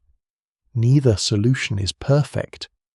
At sunset, the limestone cliffs still turn gold before the valley falls into shadow. Visitors leave. Doors close. Lights go dark, one tomb at a time. Monitoring systems continue to record the slow movement of air, moisture, and stone. Beneath the mountain, painted gods remain at their gates. Solar boats continue their nightly passage, and kings still stand before eternity. But the valley is no longer theirs alone. It belongs to the workers who built it, the priests who reopened it, the robbers who stripped it, the archaeologists who mapped it, the Egyptians who protect it, and the future people who may inherit only what the present chooses not to consume. That is the warning left behind. Nothing preserved becomes safe merely because it has survived a long time. Survival is not the end of danger. Sometimes it is only the beginning of responsibility. The valley grows quieter as the last warmth leaves the rock. Far beyond the cliffs, the Nile continues through fields and towns, carrying life past a desert built for the dead. The kings below once believed that names, bodies, images, and ritual could hold back disappearance. For a while, they were right. Their faces remain. Their titles can still be read. The blue of painted ceiling still resembles a night sky. A hand carved into limestone more than 3,000 years ago still holds incense before a god. A line of hieroglyphs still tells the sun where to travel in darkness. Yet almost nothing survived in the way its makers intended. Gold was removed, coffins were broken, bodies were carried from tomb to tomb, languages vanished, walls cracked, floods entered sealed rooms, foreign hands opened doors, cameras replaced lamps. Engineers now calculate the pressure of stone above chambers once protected by magic. Perhaps that is why the valley lingers so strongly in memory. It does not show eternity achieved. It shows eternity attempted. The curse was never simply death following those who entered. It was the endless consequence of opening what had been made to remain closed. Every discovery created wonder and damage together. Every act of preservation required another intrusion. Every effort to remember changed the thing being remembered. Still, the failure is not complete. The tombs endure because generations of people, ancient and modern, named and unnamed, refused to let them vanish entirely. Priests carried damaged kings into hiding. Workers recorded what they saw. Archaeologists copied fading walls. Conservators steadied loose plaster. Engineers watch cracks that widen by fractions. The work is slow because time is patient. Night settles over Al-Qurn, the natural pyramid above the royal valley. The entrances disappear into the cliffs as they once did after burial. For a few hours, the necropolis seems hidden again. Inside, the dead do not rise, and no supernatural sentence moves through the corridors. There is only stone, dust, painted silence, and the fragile record of people who believed memory could defeat oblivion. Their world is gone. Their warning remains. Whatever humanity hopes to keep forever must first survive humanity itself.